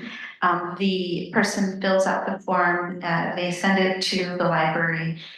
It goes to Jamie, and then we find a subject matter expert to review the book, to review the form, and provide a response to the patron. That's great. Thank you. The other question is on the previous page. And it has to do with the fact that 8 branch staff, mostly teen librarians, attended the Los Cien Youth Perspective event. And it says staff reported that students shared that adults in their community failed to listen to them, even when students were expressly invited to give feedback. I was just wondering if somebody had attended who could provide a little elaboration on that, because it seemed like an important and disappointing message. That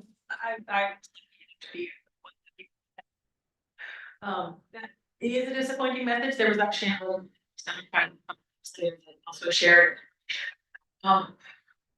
There were, I think, 6 panelists from different high schools across the county, and they were asked pretty focused questions that delved into topics that are near and dear to us here in the county. What do you think about resource officers in schools? What do you think about how the administration is listening to your concerns at the school level? I agree. It was a disheartening message, but what was a positive thing for me was to see how vocal and how vulnerable these youth were to talk about their feelings and to ask for change. So I do feel like there was a lot of important people in the audience at that event, and we all heard that message loud and clear. So that's definitely something that we can move forward with and look for other new ways that we can listen to the teams, things that we're working on. Things that we're working on are ways to give youth leaders a voice in library resources, like creating teen and teen advisory councils that can help shape what program we have at the branch, shape what we do with, how we approach the teens in the community, how we reach out to them, and how we involve them, stuff like that. So we're definitely hearing what their message is. Well, thanks for doing that, and glad that you and your team are taking a leadership role. I think it's really important. Thank you. Commissioner McKenzie. Yes, thank you. Very complete report. I just wanted to say one thing. On page 47, we talked about Discover Books going out of business, which has been kind of a sudden shock, I'm sure, to the library as well as the Friends groups, because they take care of the overflow from the Friends. I was down here last week, and Friends of Roanoke Park are getting inundated with donations. So I went on the website and found that Petaluma's Friends, who have the other bookstore, stopped taking donations on March the 14th. And it says on the website, please call the other before you make a donation. But I don't know what anybody's calling here, but anyway, we're just getting tons and tons and tons of books at donations. And I thought, I should just make that mention here in case other people are hearing their reports from their friends about kind of excess donations and then not really being able to pass them on to Discover Books either. So anyway, I wanted to mention that. And I saw that on page 47, Petaluma construction documents finalized, furnishings package underway, notice to proceed scheduled for June 5th. Is that a closure date for Petaluma? I'm gonna have you answer that question. Paul's laughing at me. Thanks for asking that question. Commissioner McKenzie. We're gonna close Petaluma July 1st.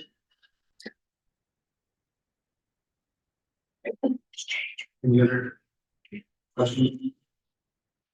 Will there be any Petaluma Friends at kiosks or anything like that at Kenilworth? So the Petaluma Friends actually, where the mini branch is stationed at the Kenilworth Teen Center, the Friends actually rent out the back portion of that. So Diana, our branch manager, has been talking with them about them potentially opening that side if they ever want to have little book sales out of that area.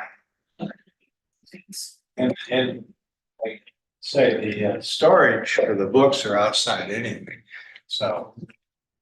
Yeah, so there's lots of books. And the problem that we're looking at is it's having the bookstore, if that could be in the teen center.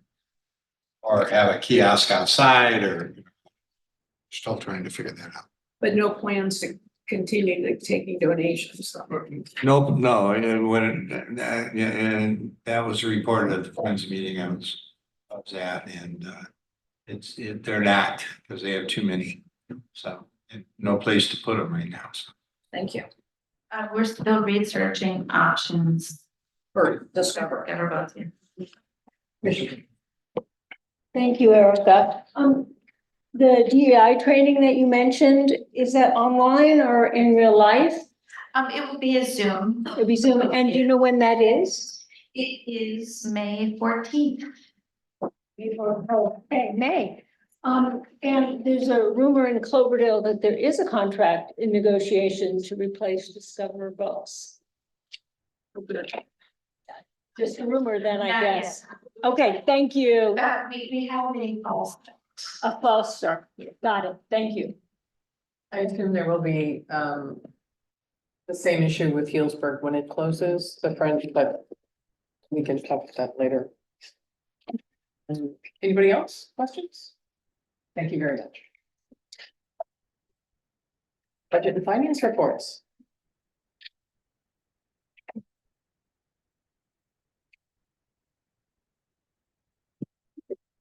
Good evening. You have your monthly report, but what you have in front of you is your third quarter report for the fiscal year ending March 31st, 2024. It marks 75% of the fiscal year that has transpired. In terms of revenues, total actual combined revenues, are $25.5 million or 57% of the budgeted revenue. Under property tax, actual to date are 14.9 million or 56.1% of the approved adjusted total property tax revenues. And the property tax, as you may recall, was budget was adjusted in March, increasing it by $525,768, given the county's certified tax projections and values, property values. And the property tax payment was scheduled for April 10th. I could say that it was healthy, over almost $11 million. So we're right on track for the year. In terms of sales tax, the library tax receipts were $9.2 million through the end of March, or 56% of the budgeted revenue. But if you recall, because of our 2-month lag, March represents 7 months of the budget, or 58% of the fiscal year.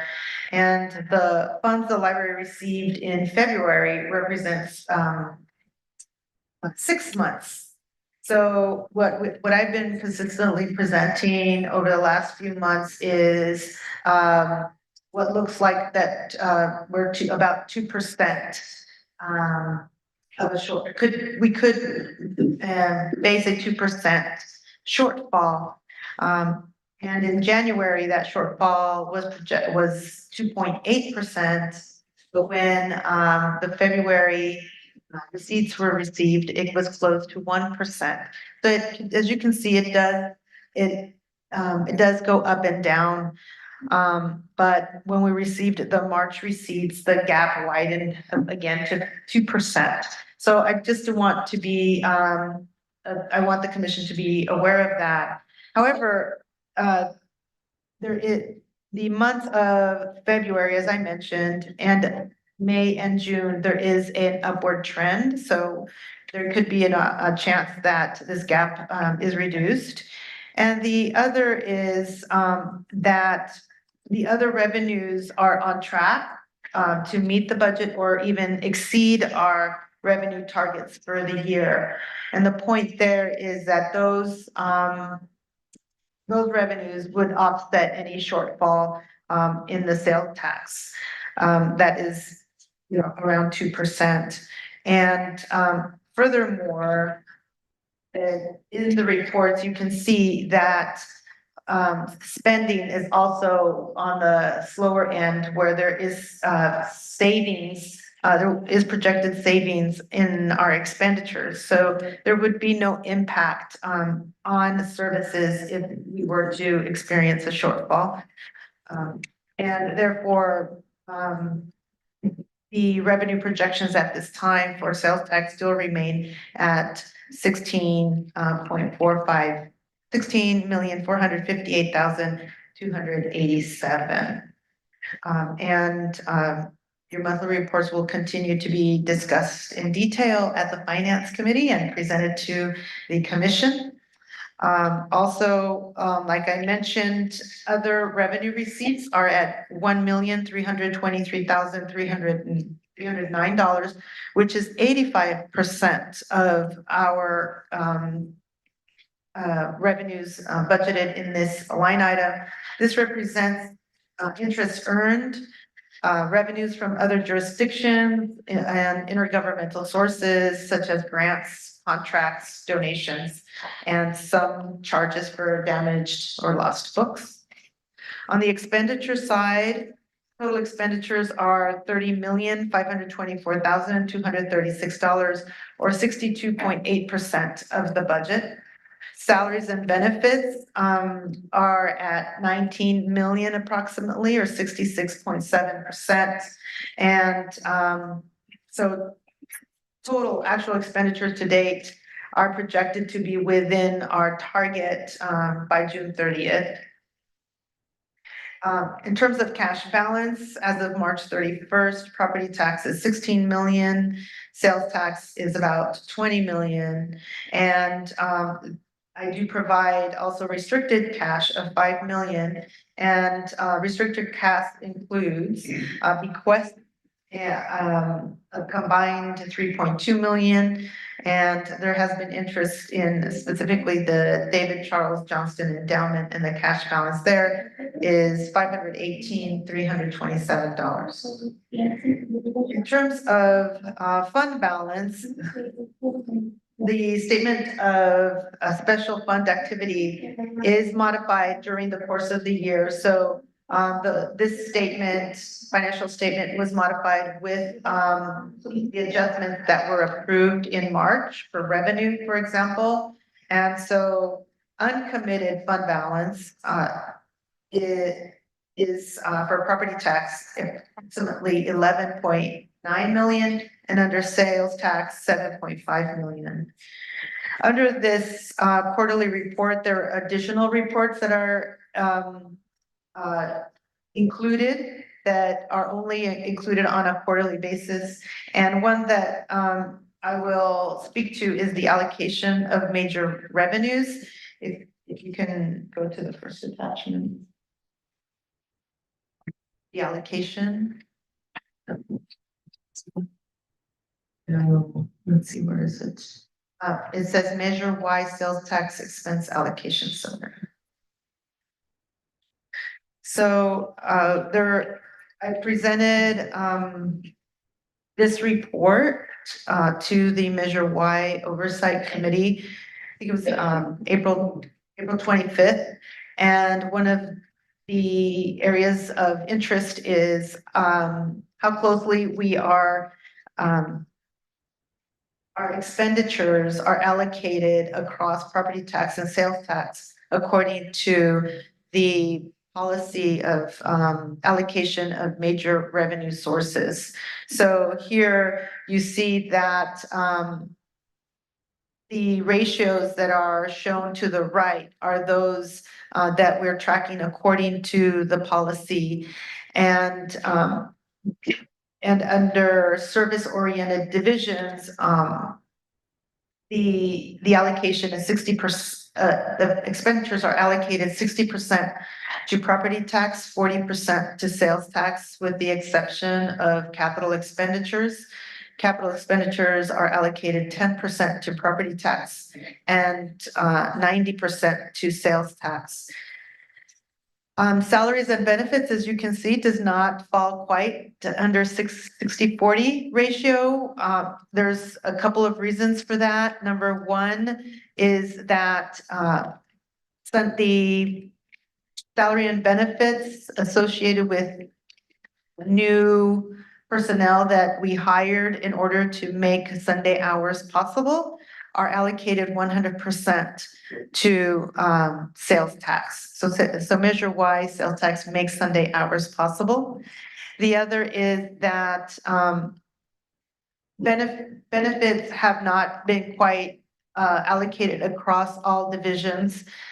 So we were working that through the month of April, and so by the end of the year, we will see a better allocation of benefits. Under administrative divisions, the policy indicates that property tax picks up 90% of expenditures, 10%, sales tax picks up 10%. Under salaries and benefits, it doesn't quite come out that way. And again, it's for this reason of still needing to allocate benefits across all divisions. But other than that, services and supplies are according to the policy. And the lower table just summarizes all of the expenditures to date. That summarizes that concludes my presentation today, and I'll take any questions. Thank you very much. Question? Thanks very much. Really, perfect. I'm gonna call for a short break, before the library closes. Gentlemen, the men's room that's available is through the children's department. That's my understanding. Yes. And we'll.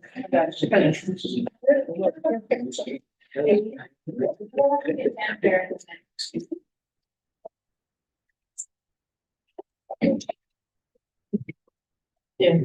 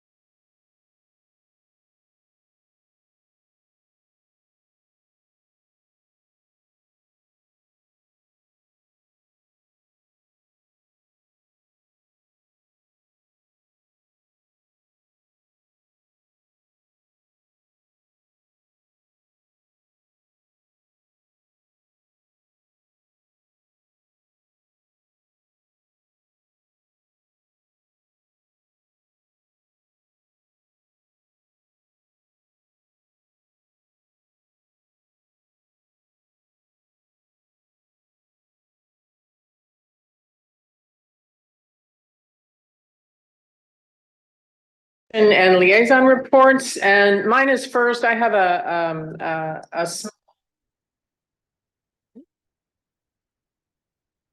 there you go.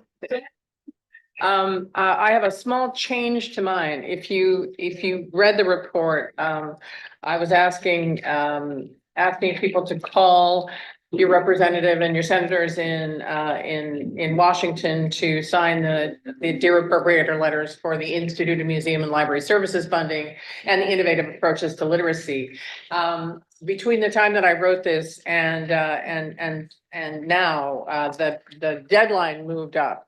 And so today was the deadline when all of the signatures had to be in. The good news is that Senator Padilla signed and both representatives Thompson and Huffman signed. I checked the ALA website today. Senator Butler did not sign, but they just sort of collapsed the time that we had to get the signatures in. So I don't think there are going to be as many signatures nearly as there were last year, which is too bad. It's really an important thing because as we've talked about, the federal dollars flow through the state and then and flow to here. So funding at all levels is really important to ask for. So does anybody have any other additions or changes to their own reports? Commissioner Ruffin. In reading your report and Commissioner Green's report, I realized that I inadvertently did not include the meeting the three of us had on April 2nd. That was inadvertent, and I'd like to add it for the record. Thank you. And it was a nice meeting. Anybody else? Okay. Committee and liaison reports. Commissioner Elkins, anything specific to report? Nothing to add to what Myrna's already shared. Myrna's team is doing a great job and the finance committee is continuing to monitor. We did have an opportunity to take a look at the economic impact study at the meeting, and Ray, thanks for letting us do that, but nothing to add. Thank you. Super. Commissioner Goldberg, anything to add to your report? Excellent. Then moving down to do we have any members of the public? Lisa? Nobody walked in, did they? All right. Questions from anybody? Okay, then our next item is Library Advisory Boards, the Foundation and Friends of the Library. Do I see anybody here to make a report? I don't think so. All right, then moving down to the consent calendar. Does anybody want anything removed from the consent calendar? Commissioner McKenzie. Yeah, I'd like to pull a few questions about the Forestville Rural Station. And then also just on an ongoing basis, I still think it's really neat if we call out the names of our new lab members. And we saw at all lab days a huge lot of interest and commitment on the part of the lab members. I think I kind of hate to see it on a consent calendar and not at least have them acknowledged in our public meeting. All right, then we will pull the Forestville. Okay. Do I have a motion to approve the other? I move to approve. Second. Commissioner Cahill, Yes. Commissioner Elfin, Yes. Commissioner Engelhardt. Yes. Yes. Green. Yes. Commissioner Hauser. Yes. Yes. Yes. Commissioner McKenzie. Yes. Yes. And if I did not hear a second to remove, do I need a second to remove the Library Advisory Board appointment? Was it? Did you put it removed or do you want to? I just think it's important to call out at least the names of the people that are, and I understand not having to vote on each lab appointment, but I think we ought to talk about a policy about that. Just then I'm going to assume that everything except Forestville was approved, and personally, I will say that we're so lucky to have Terry Gwizdowski on the Library Advisory Board for 25 years. She was in San Francisco. She was fabulous, and both of our representatives agree. So but and we can call them out whether or not the consent items include the lab appointments. So moving on, then let's talk about the Forestville. Sure. Can you please repeat who moved and seconded calendar. Commissioner Engelhardt I'll second. and Commissioner Evans. Yeah. So we have removed the Forestville Station joint use agreement from the consent agenda.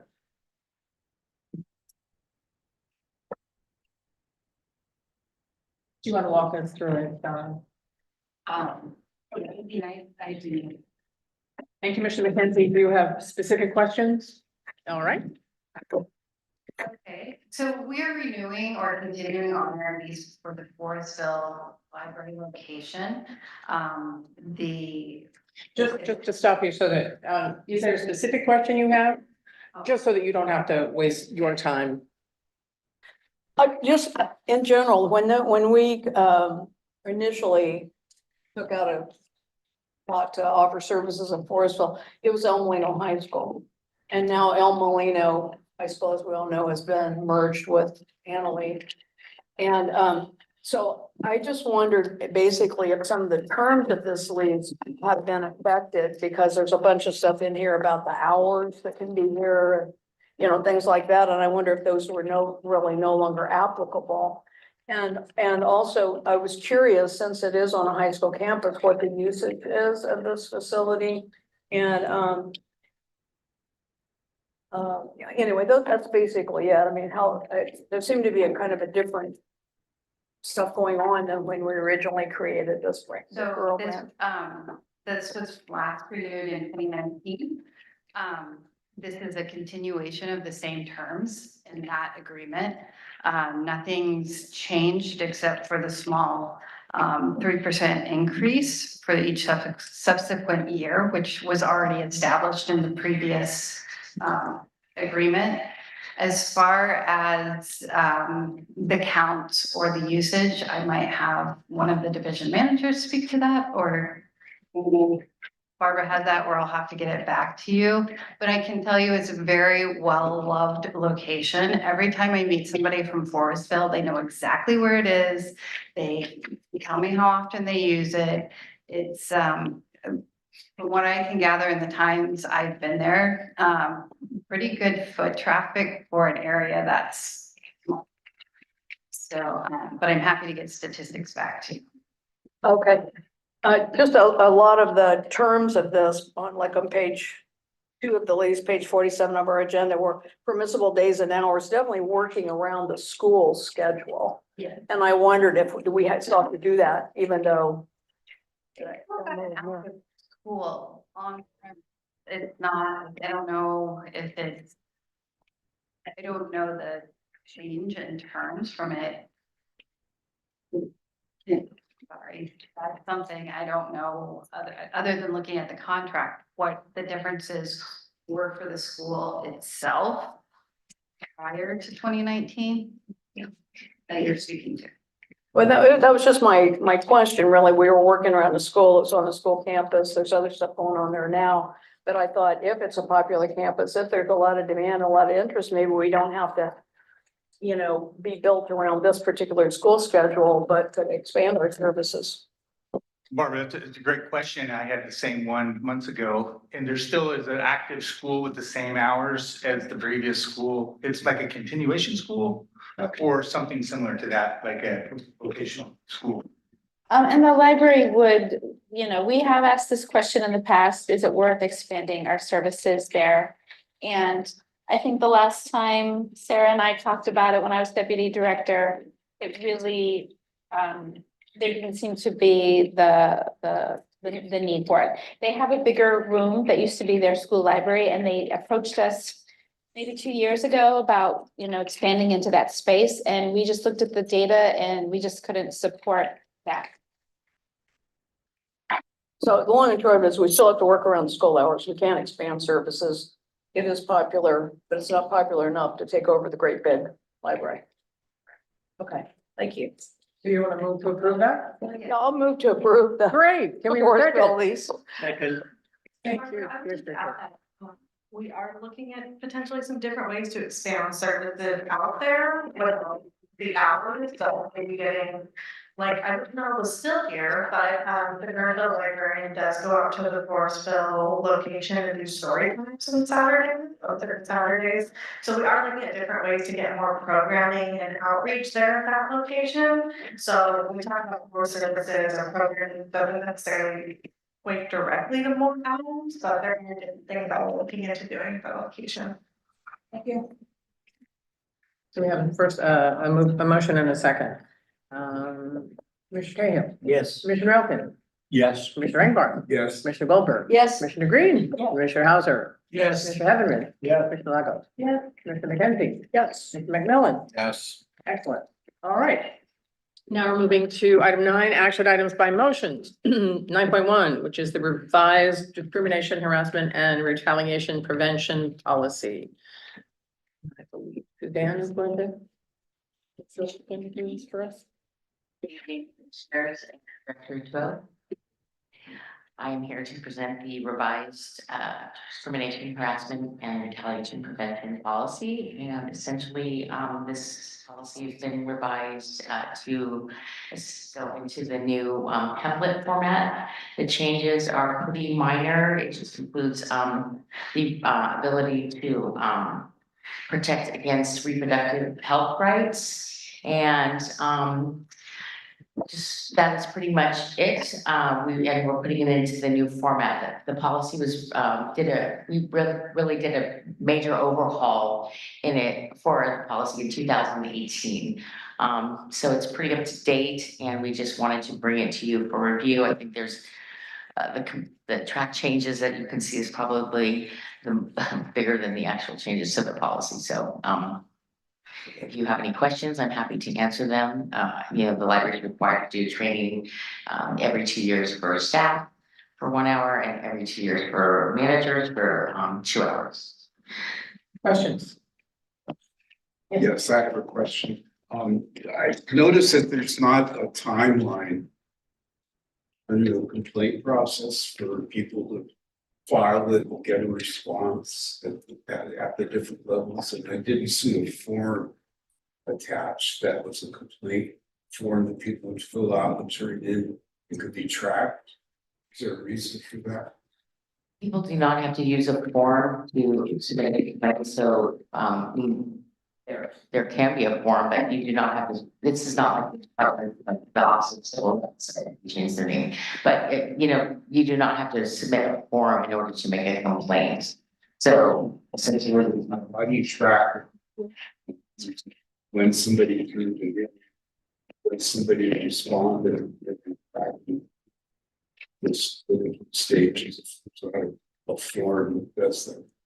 Sure, we do have a way of tracking it, by tracking it in our email system, and we have a database to do that, but we also do have a form. The form is just not part of the policy. But then there's, I didn't see it, could be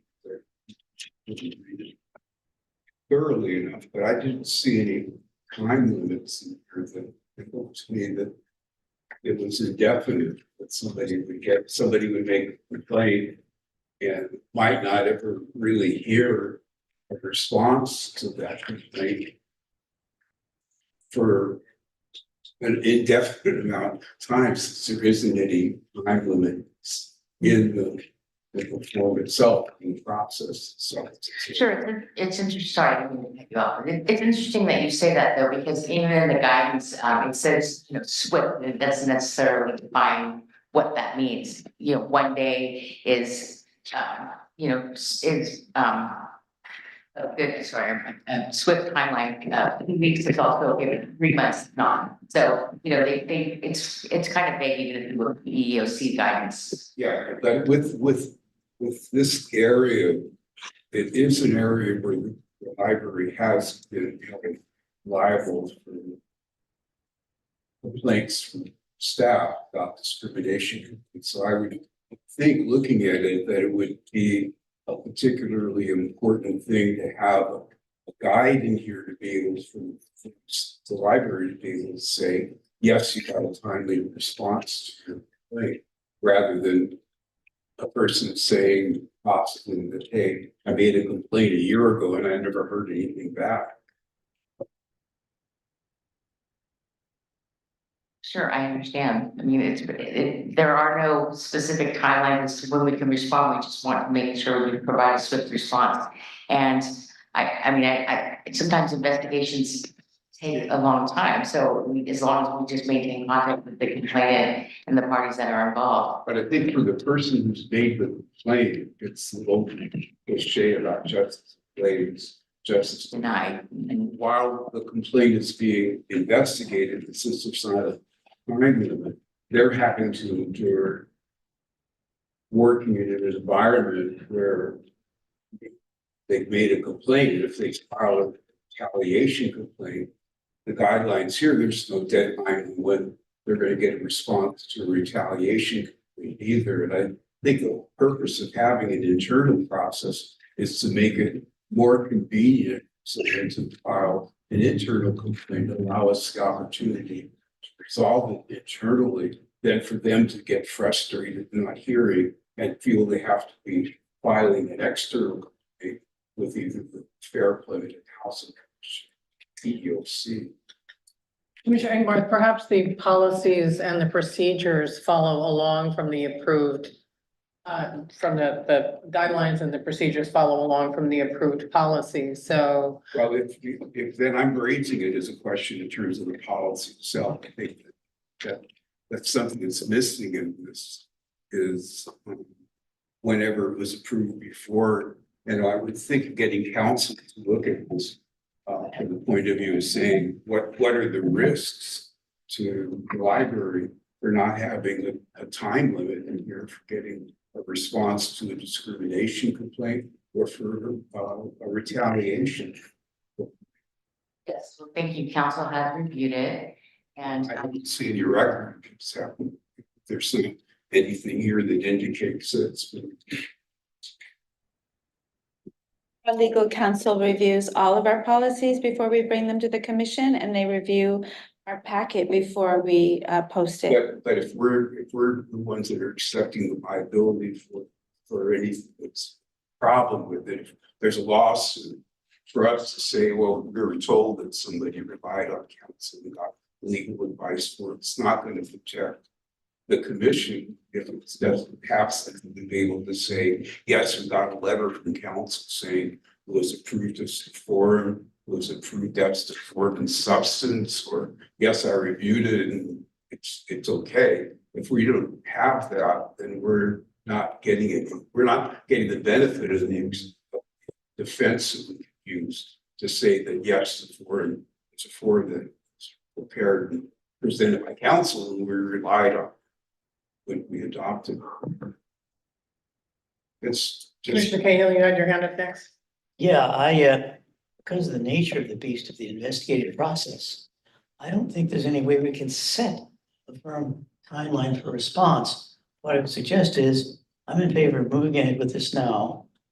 And if Commissioner Ingbarth or others want to do further exploration of this and possibly amend the thing in the future, fine, but I'm willing to pursue it now. To go ahead and adopt it. Commissioner Elton?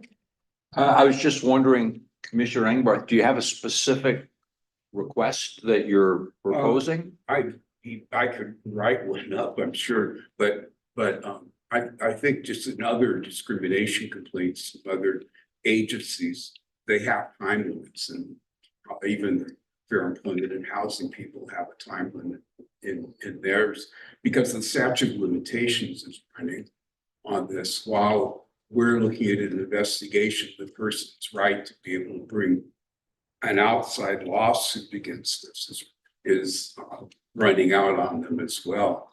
So there's time as an element in complaints like this. Where would you see, where's the language that itself would be to have a section that describes the complaint process, to have something in there that says, here's what the time limits are at each level. the statute of limitations is for the time to file the complaint. When the complaint is evaluated by the Office of Civil Rights or the EEOC, they would determine whether that was filed timely with the organization. They go outside. I mean, we're. But I'm not a lawyer either, so. So I think the idea would be to have something that's effective internally so that people don't feel they have to go outside and hire an attorney and bring litigation against the library because we don't have an effective process. They're all That is correct.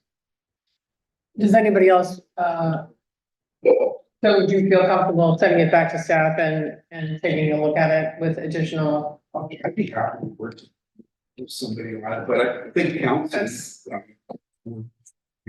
Council on that as well. So. Is anybody else unhappy enough with this to send it back to staff? Yes. Olivia Clark has her hand raised. Legal counsel. Counsel. Hi there. I just wanted to weigh in that we're happy to look at revisions to this. My colleague Ian was the one who actually did a close review of this. He has much lengthier experience in labor and employment, but as Suzanne mentioned, there is an internal complaint procedure, and then there is a DFEH, now called the Civil Rights Division complaints procedure. But if Commissioner Engbarth wants to discuss these things with us, we're happy to talk with him one-on-one. So is it Erica to? I mean, I'm. Is there? I have a question. Yeah. I'd like counsel to say whether she thinks there's a necessity for having the timelines that Mr. Engbarth is suggesting. Candidly, I would discourage such strict timelines, because as I believe someone brought up, the actual timeline for filing a complaint with the DFVH is set by statute. And you are not required in all situations to exhaust internal administrative procedures before filing with the DFVH. So that could maybe bring up an issue with the conflict of that. So unless you're going to set it at, I believe most claims these days are a 3-year statute of limitations for bringing these sort of issues, it might be problematic. We can look at it much closer if we can follow up. I'm inclined, I think, to follow Commissioner Cahill's suggestion and suggest that we do a both and approach.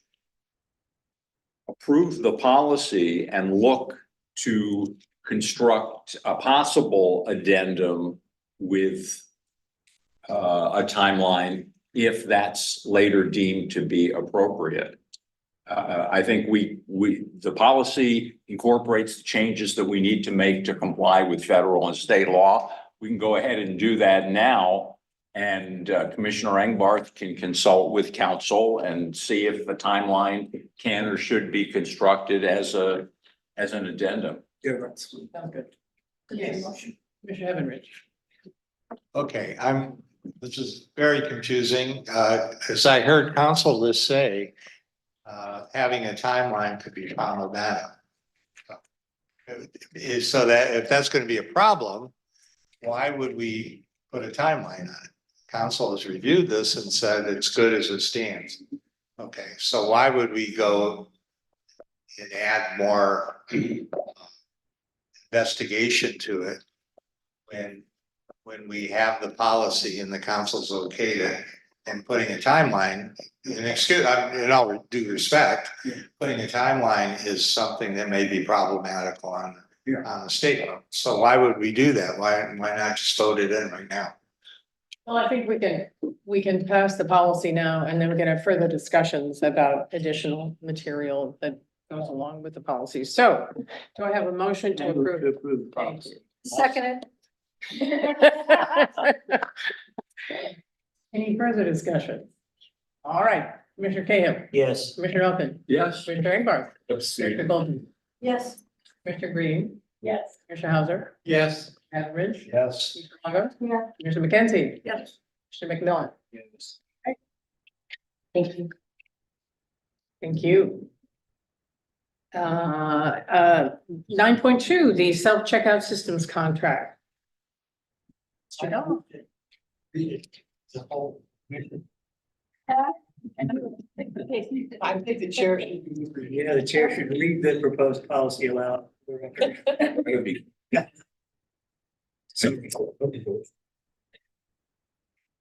evening, Commissioner and Director Cabot. Tonight I bring with you a proposed 5-year contract with self-checkout systems to be awarded to Biblioteca. Brief bit of background, we issued our first RFP or an original RFP for RFID system in 2008. That was a paradigm shift for the library system where we changed how we handled materials. That was split between Jamie and her team encoding the entire system with the antennas, the tags, and IT and primarily myself at that point deploying the self-check units. Since 2008, we've had a very good relationship with Envisionware over the years. We've upgraded several versions of the software, but we have not gone to RFP for such a large scale project since that time. Given that fact, it was time to go to RFP and investigate the market. I wrote the RFP that was forth and put out. We put together a staff team consisting of IT as well as 3 branch managers who reviewed the 5 respondents. Ultimately, we picked Biblioteca as our selection unanimously with the support of Director Thibault and Deputy Director Dara Bratz. The reasons for that is they're an industry leader. They have their equipment in over 3,000 libraries, multiple libraries within the state of California, including SFPL, Santa Clara, Marinette, San Jose, Peninsula Library. Moreover, they have their roots in 3M automation going back decades. Truly the industry leader in this field, with a focus on ADA and not only their physical machines, the content on the screens, the size of the font, text-to-speech options for those with hearing disabilities. They also have 70 language options available to us.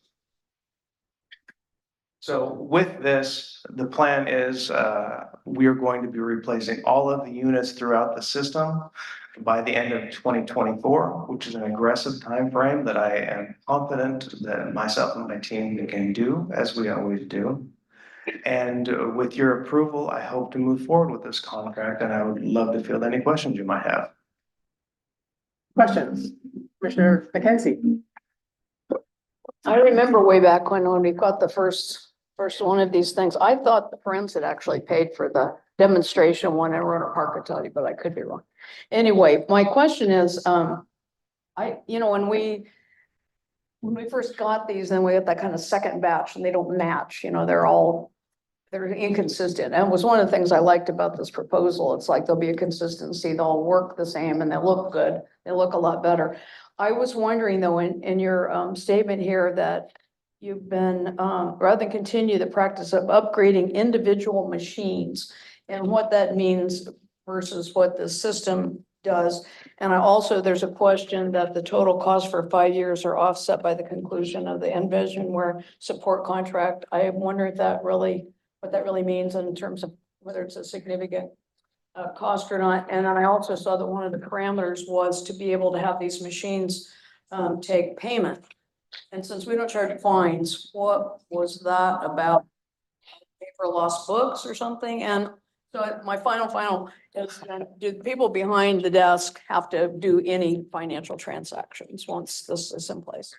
So, if I miss any, please reiterate. So, since 2008, we've been with Envisionware, and as those machines have aged out, we have upgraded and replaced as we go, always staying with Envisionware. So we have had some branches out of sync as their equipment has aged and become problematic.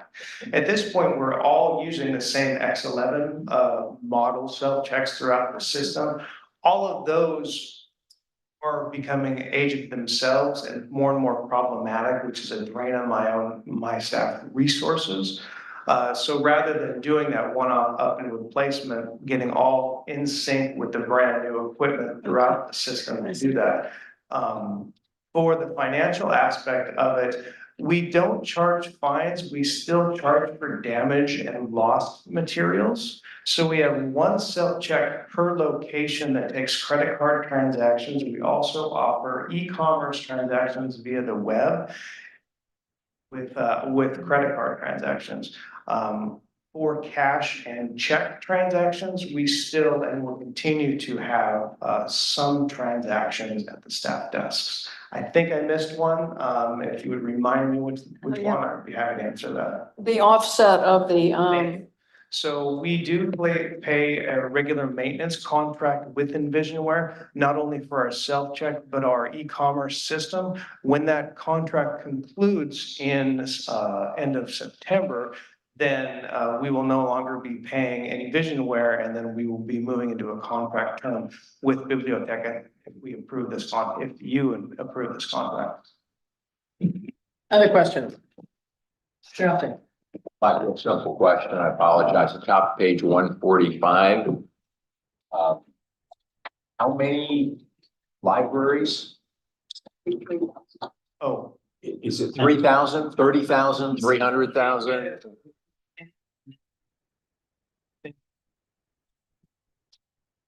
Please. Oh. See what? I know. Document that they gave.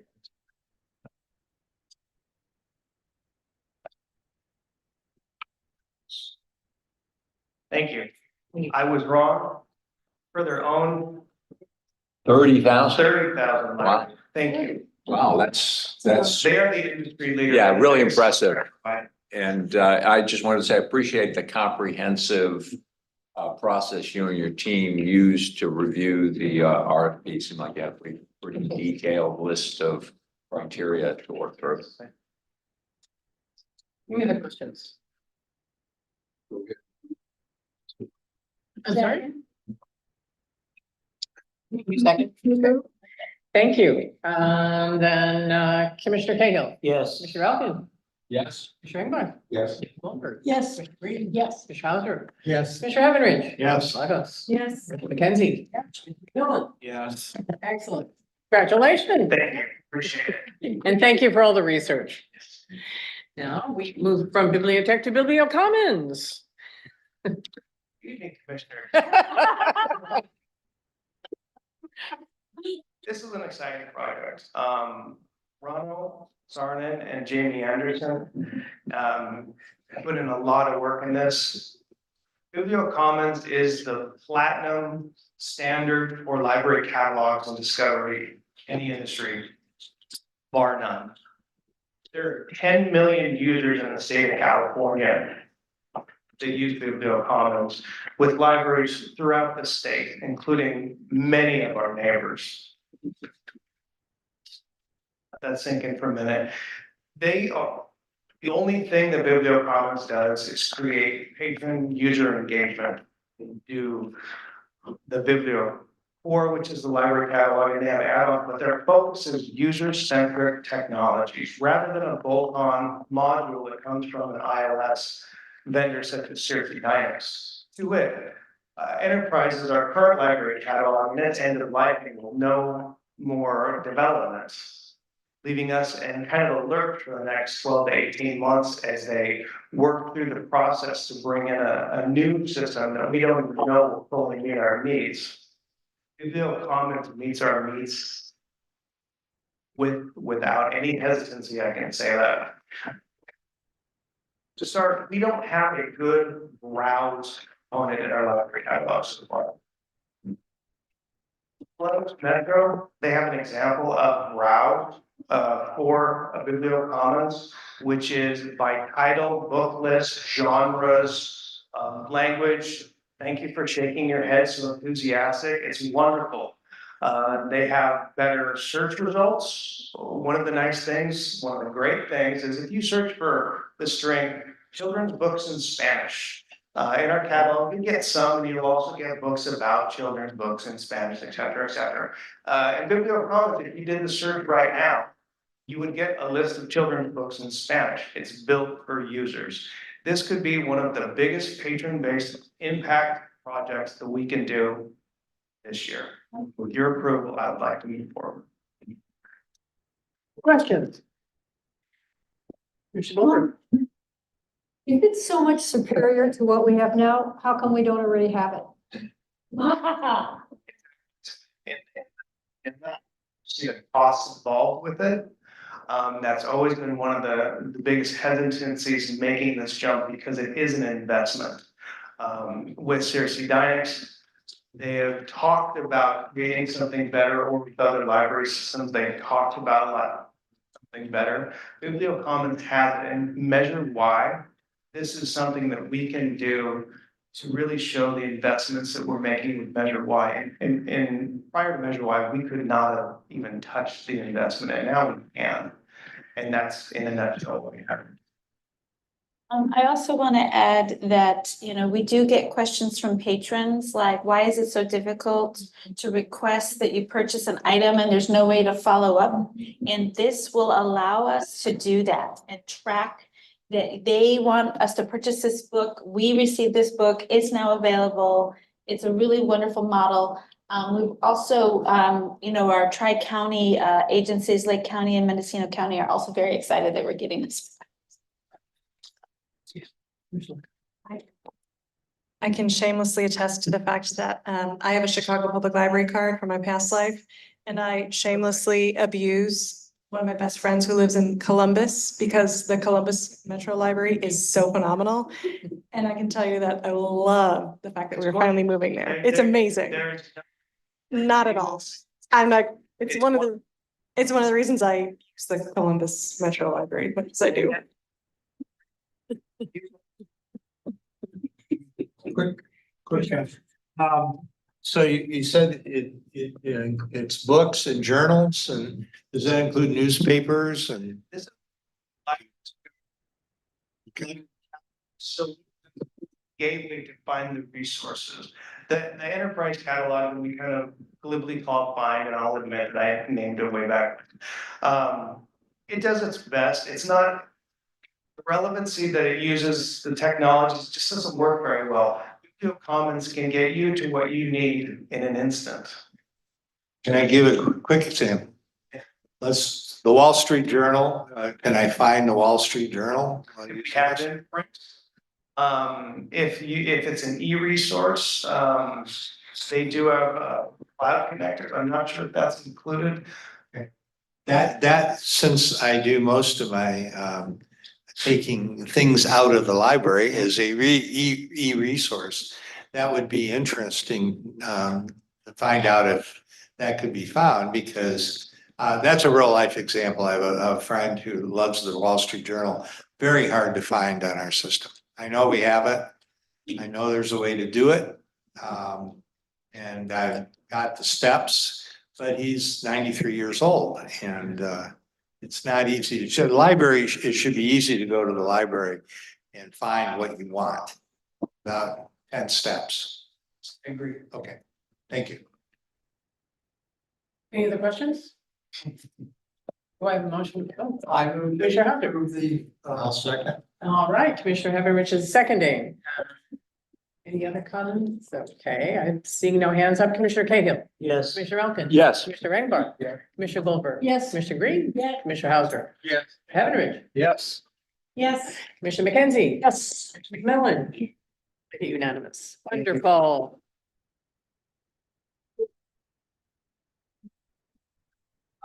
I'm really very excited for this project. I know the change. And it really, it's a concerted group effort. We're all very excited. I think. This is the very definition, it's the best thing since sliced bread. Here's the flavor. So when will the Speakers Bureau be able to brag about it?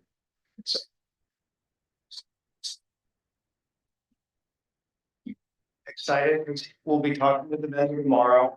Hopefully getting the contract for Erica for signature tomorrow, and we're gonna immediately start on it. We can start talking about it. And we're going to shoot for like a September rollout, so before any important dates this fall, it's gonna be in place as one of the key investments that IT sure funds. Wonderful. Thank you so much. Thank you. Excellent. Lots of applause tonight. All right, item 12, item 10, we're on a roll, folks. 10.1, we're talking about the responses to open questions from the fiscal year 25 budget workshop that we had in March. Who's gonna lead our discussion?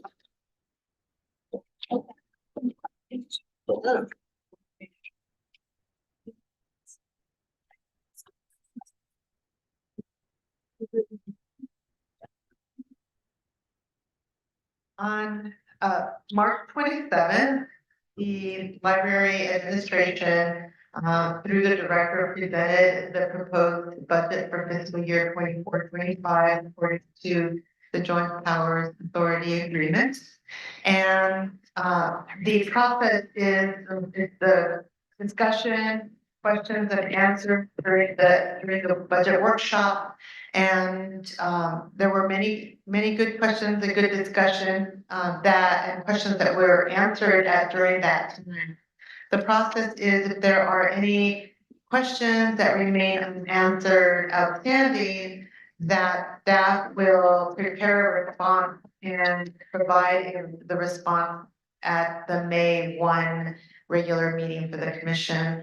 There were two outstanding questions. One was, what is the format breakdown of the library's over 4 million checkouts in 2023? I believe this question came from Commissioner McKenzie. The response is in a attached table with the data. And the collections division manager, Jamie Anderson, could answer any questions you may have on that. Commissioner McKenzie. Oh, I just really appreciate this. I just really appreciate this report. I think it's fascinating that if you add up the books, ebooks and audiobooks, it's close to 85%. And, you know, it's a much higher number than I remember. I mean, back when it used to be a huge percentage was DVDs, I remember. So I don't know. So we have all of these other things that we do. It's still the massive majority of what happens in our circulation is books. So anyway, I just really appreciate this. I thought this was very helpful to see how strong the use was in all these other formats and these things we do. So I think this is a great report, and thank you, Jamie. Next question. The second question was related to security guards. I could read that question.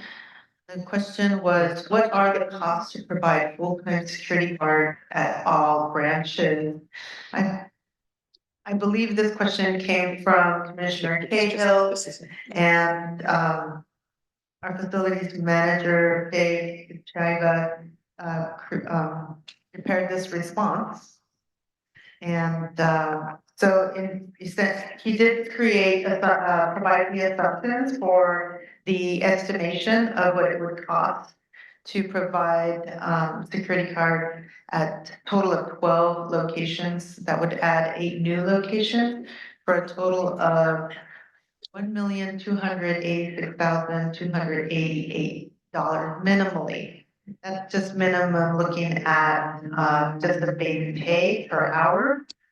But there would be some additional costs that we could not estimate at this time, but as you can read here, there are some indirect costs that would be associated with a contract like this.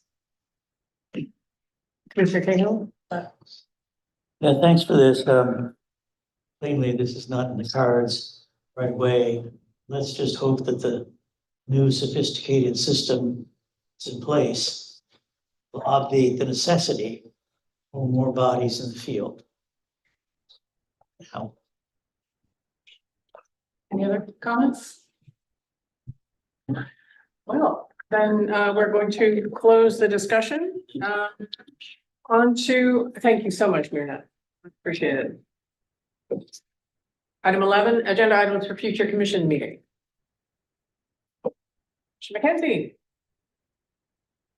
I've still been mulling over Collection Division Manager's comment at the budget hearing about the out of non-Sonoma County people, the effect of them on our Holtz ratio for the e-resources. And also, I believe that someone said you can access any library, anybody in California can access any California library. So I tried to look into that myself, but I would be really interested in a report of two things. One is the effective users outside the system, if we're able to find that out. And secondly, about the use of us using other libraries and other people throughout California using Sonoma County Library.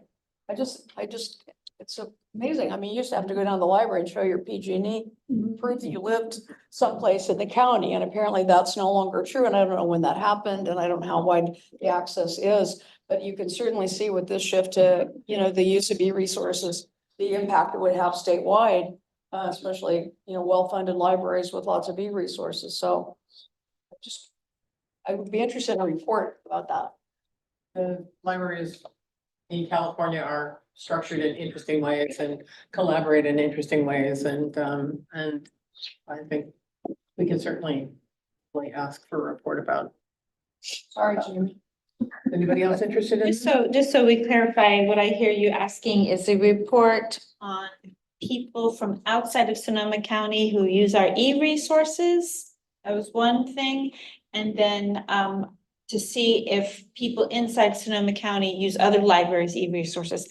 I don't think we can probably get you number one, but I don't think we're gonna be able to get you number two because we don't have access to those other libraries' data. No, I wasn't really thinking that we could get number two, but what I was thinking, we'd get a report in general, whether it is true that anybody can use anybody else's library if you live in California. Or if it's more library system by library system, letting other people use theirs. It's a state law. And if you live in California, you can have a library card from any library in California.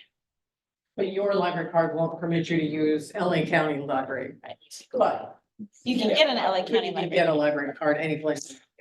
So high. Right.